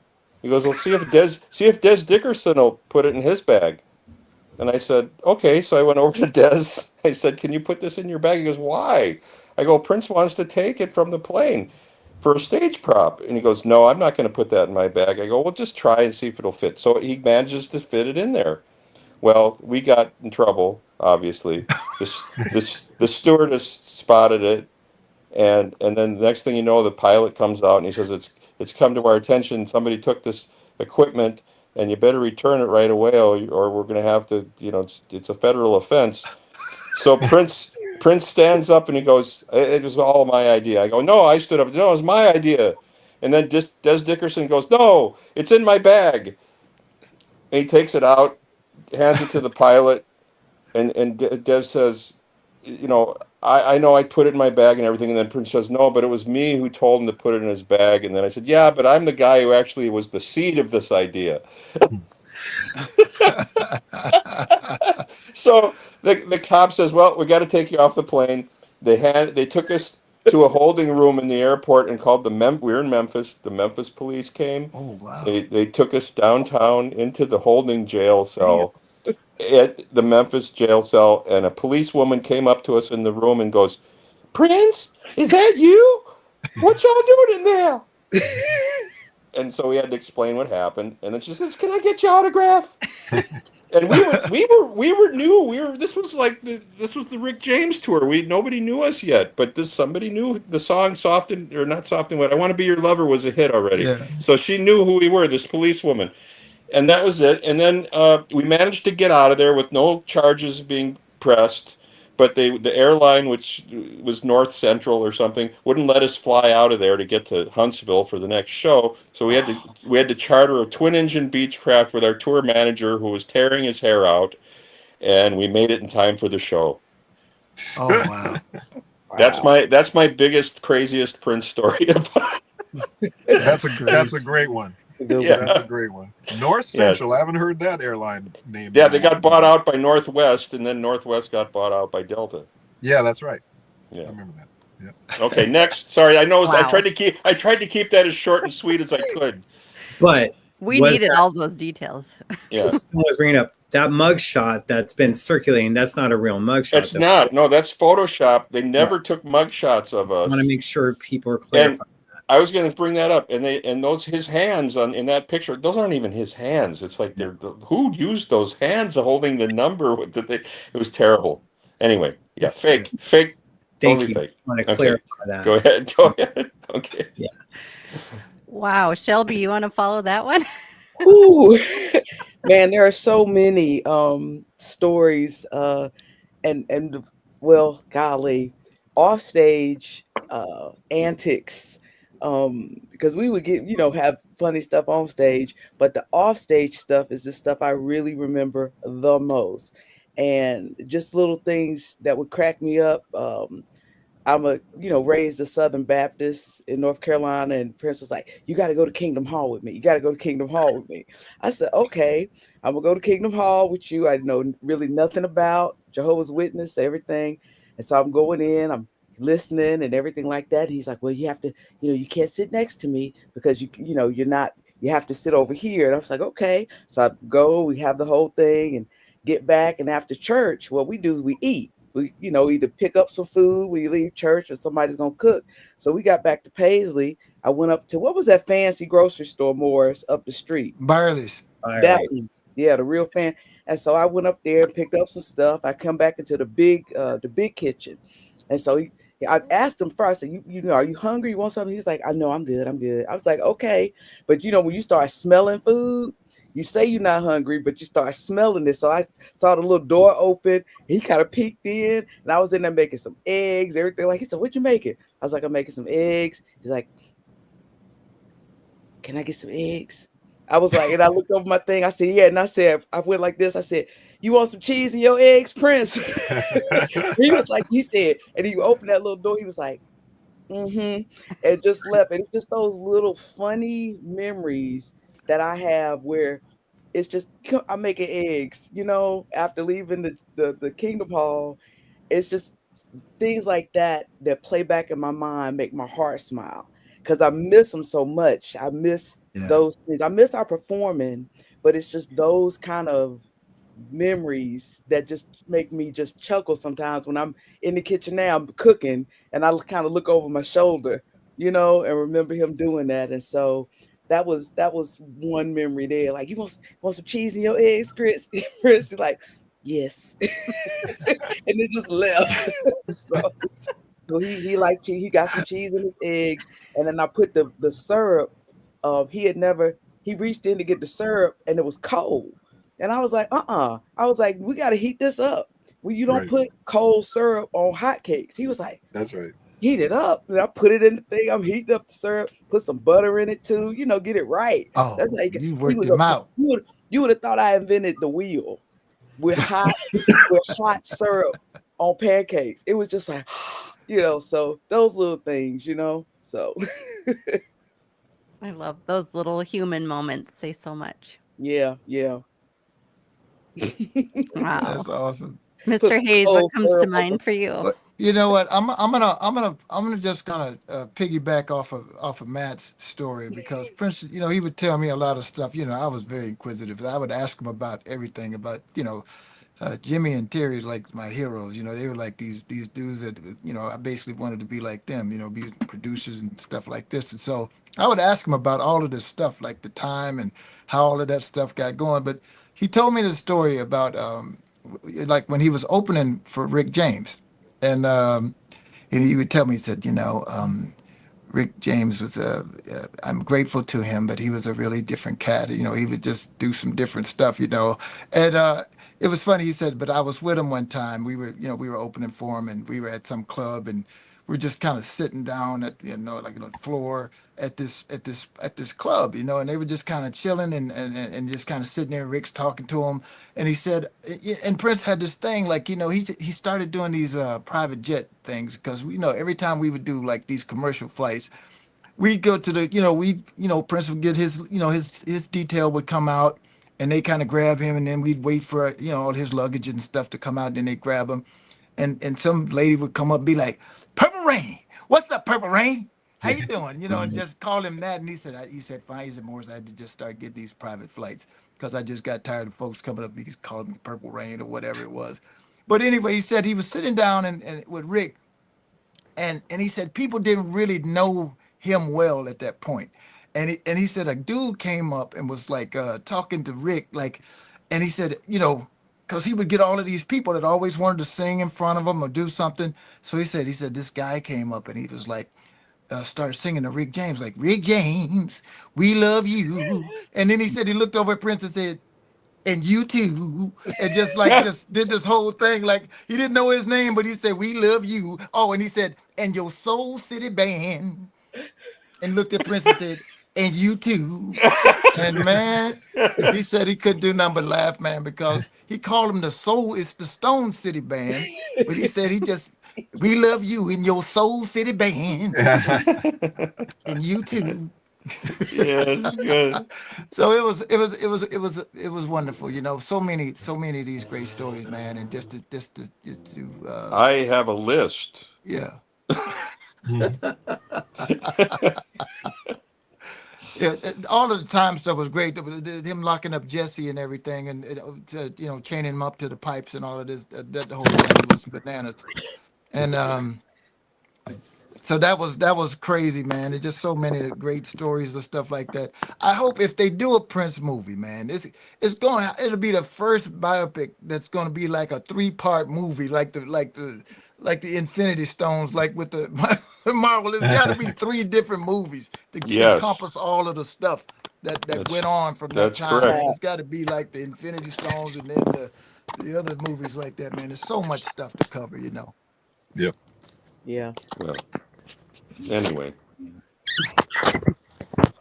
Oh, what's going on? Everything okay there, Jimmy? You got something going on? It's getting I'm good here, except it's getting dark. Oh, okay. I'm losing my lighting. I'm hearing noise. I'm hearing noise, like something moving. Oh yeah, no, sorry, no, I have it. I have it's my phone. I'm just trying to kind of stick it into the steering wheel so it's not. I know moving around. I know it's all good. This is awesome. Thank you, Miss Andrea, for having us all on and for this occasion. Yeah. Thank you, Jeremiah and Dr. Funkenberry. We appreciate you, man. All of the hard work, all of the stuff, and everybody that's out there. Do what you can, do your best. Let's help this brother out, and and just like I said, keep the Minneapolis vibes going, y'all. Absolutely. For sure. We got to remind everybody again that link that you see at the bottom of the screen, that's the link tree that'll take you to the GoFundMe page for Jeremiah. It is greatly needed support for all of his medical care, which continues over the past year and going into the future. So please do what you can to support him financially. And then also we have to give another plug to the big event coming up Sunday night in LA at Knucklehead in Hollywood. That's Sunday night, 5 to 10 p.m. The big Dr. Funkenberry fundraiser with DJs and special guests and a silent auction with all kinds of great Prince items. So please do what you can to support this incredible member of our Purple community. Thank you so much to Shelby J, Mr. Hayes, Dr. Fink, and Jimmy Jam. We tested the limit of the screen, got a bunch of guests together that span Prince's whole musical life. What a beautiful moment to share with all of you. Thank you so much for all the love and support and for being part of this love fest for Dr. Funkenberry. We love you. Thank you guys so much. Much love to you. Much And love, somebody brother. get a screenshot. Much This is love to you, crazy. Funkenberry. Oh, yeah, this is all being recorded. Don't worry. You know Andrea on it. She on it. And, Thank you. I good to recorded Alright. see everybody. I just took my screenshot. Oh, good. Aw. I I'm gonna got try to that. get one too. Hold on, let me see. Hold on, try to get one too. Hold on, I'm Let me gonna see. grab one. I'm gonna grab one. I'm gonna grab Got one. it. You guys are hilarious. Okay. There it is. All righty. You guys Bye, are so- y'all. Oh, thank you Bye, so much. everybody. Good Have a night, great everybody. night.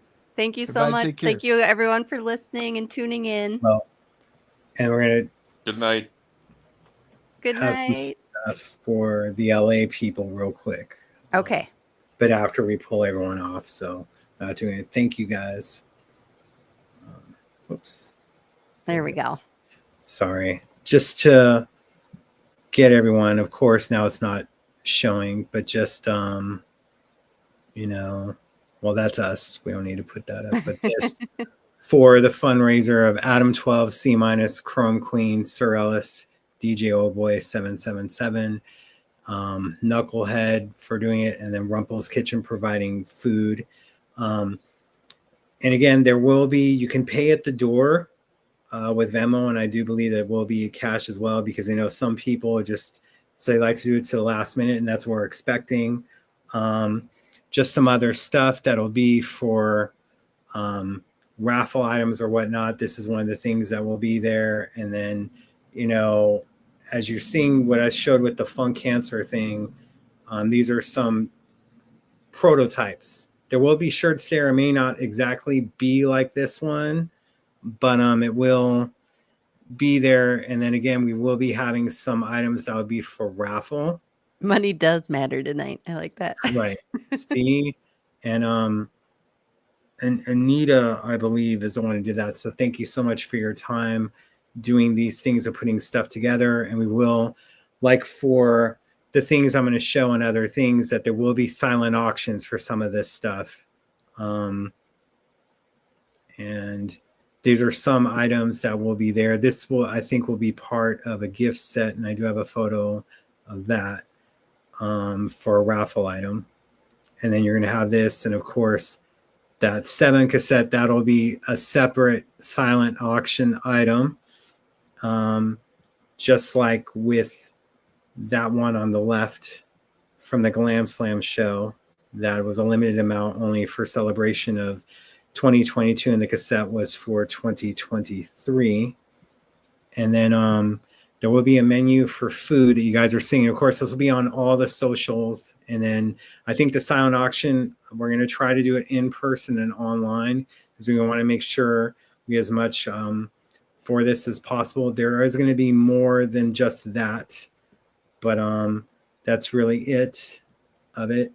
And have to plug it because I really appreciate the work that Danielle has put into it, and Jill and others. And again, all the DJs putting in their time, Anita with, you know, putting things together for items together, and then Dennis and just other people. It's just been so much, and I truly, truly, truly appreciate it. And just, You know, we want to have a good time on Sunday, and that's what it being, flood the place and just have a good time listening to his music. And there will be special guests there and whatnot. I will be there. I will be fully covered up, though, as you guys have seen when I've been in public, which has been very rare over the past year. You know, but I'll make sure to stay in bed as much as I can on Saturday to have the energy to get through Sunday. But I'm looking forward to it, especially because it's just been a while. And of course, his music, like, come on. And especially when you got special DJs that used to DJ for him and then other things. It's just a lot. And I truly appreciate everyone. And this is kind of like my way of giving back in a sense of not just like, oh, you know, hey, donate here or whatnot. Hey, let's do this here and let's do this stuff in person. And like I said, I want to thank Danielle a lot for making that happen. But we want to have good energy, good times, and do these things. And tonight was good energy and good times, and I really needed it. I just want to really, no pun intended, but like be able to get on the good foot, throw away, you know, get a better looking cane or whatnot. But We need to get you one of those bedazzled canes like Prince had. Okay. Just saying. All right, I'm putting that on my to-do list. That's funny. I'm getting my hot glue gun out. Well, I mean, that's how some of them would be made, I believe, or whatnot. They all couldn't look as cool as like Michelle has made her stuff look and what she used to do with him for the Love Sexy canes or whatnot. But I just want to get active. I want to listen to his music with headphones while being able to work out and do stuff and things would just mean a lot. To just be homebound so much is frustrating, to only be able to honestly go out during dark zones. I mean, look, I'm looking forward to getting the cast off on Friday, but like I said, by Monday, it's discussing colonoscopies and other things and trying to get things done before they may have to cast me again. It's not like the foot is broken, but they feel maybe it'll take some pressure off the foot. We've tried everything, you know, if I could levitate, that would help out everything, because that's the only way really to be able to take pressure off the foot. But my God, I want to stop. If you guys are tired of hearing about it, I'm tired of talking about it. I can't wait to just be done with it. It's just taking a lot longer. I'm glad that Troy is cancer free, and then someone else whose name escapes me right now, she's cancer free. I did see on the same day though that someone that was battling cancer, and one of their last post was how terrible chemo was, that they're no longer with us.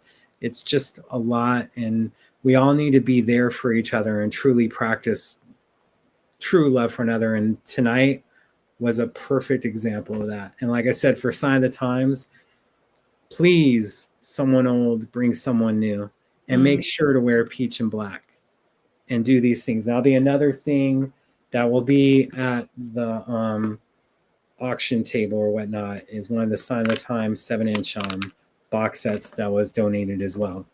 But I thank you so much, Andrea, for everything that you've been doing, you know, and for this and being my co-host tonight and so much stuff.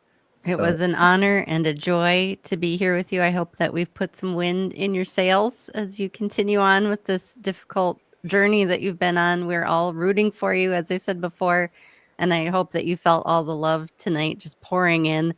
I hope you can take some time later, once you've gotten a good night's sleep, to go back and read all of these beautiful comments, because it's just one after another. So many purple hearts and so many people here that really care about you and are going to be here for you as you get through this. And I just hope that you know that you're not alone and that we all care about you so much. Thank you. And I just can't wait to start checking up on other people so people don't have to check up on me. I can't wait for those things, but I try to just take it in. You know, it's tough. And there's so many people I still haven't gotten back to that have been checking on me since everything. It really, truly does make you feel overwhelmed and that you just can't function and you just shut down. It's nothing personal. It's just how it is.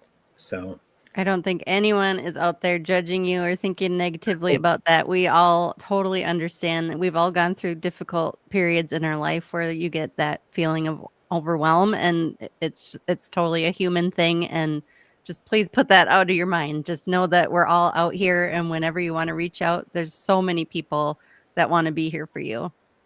Completely appreciate it, everyone. Thank you guys watching live. Thank all the guests who are here. Thank you and all the people that watch it on playback and do other things. It's just, it was a good thing. I'm glad I had the strength for it. The past 2 days are a little bit rough to where I was a little bit worried, to be honest, but yeah, now I can crash for a day and a half. But thank you guys so much, and everyone. And please subscribe. Please donate. We'll put up the link one more time. And please make sure, like I said, you got a triple threat of books to get of Miss Swensson here. And like I said, these will set. Be actually.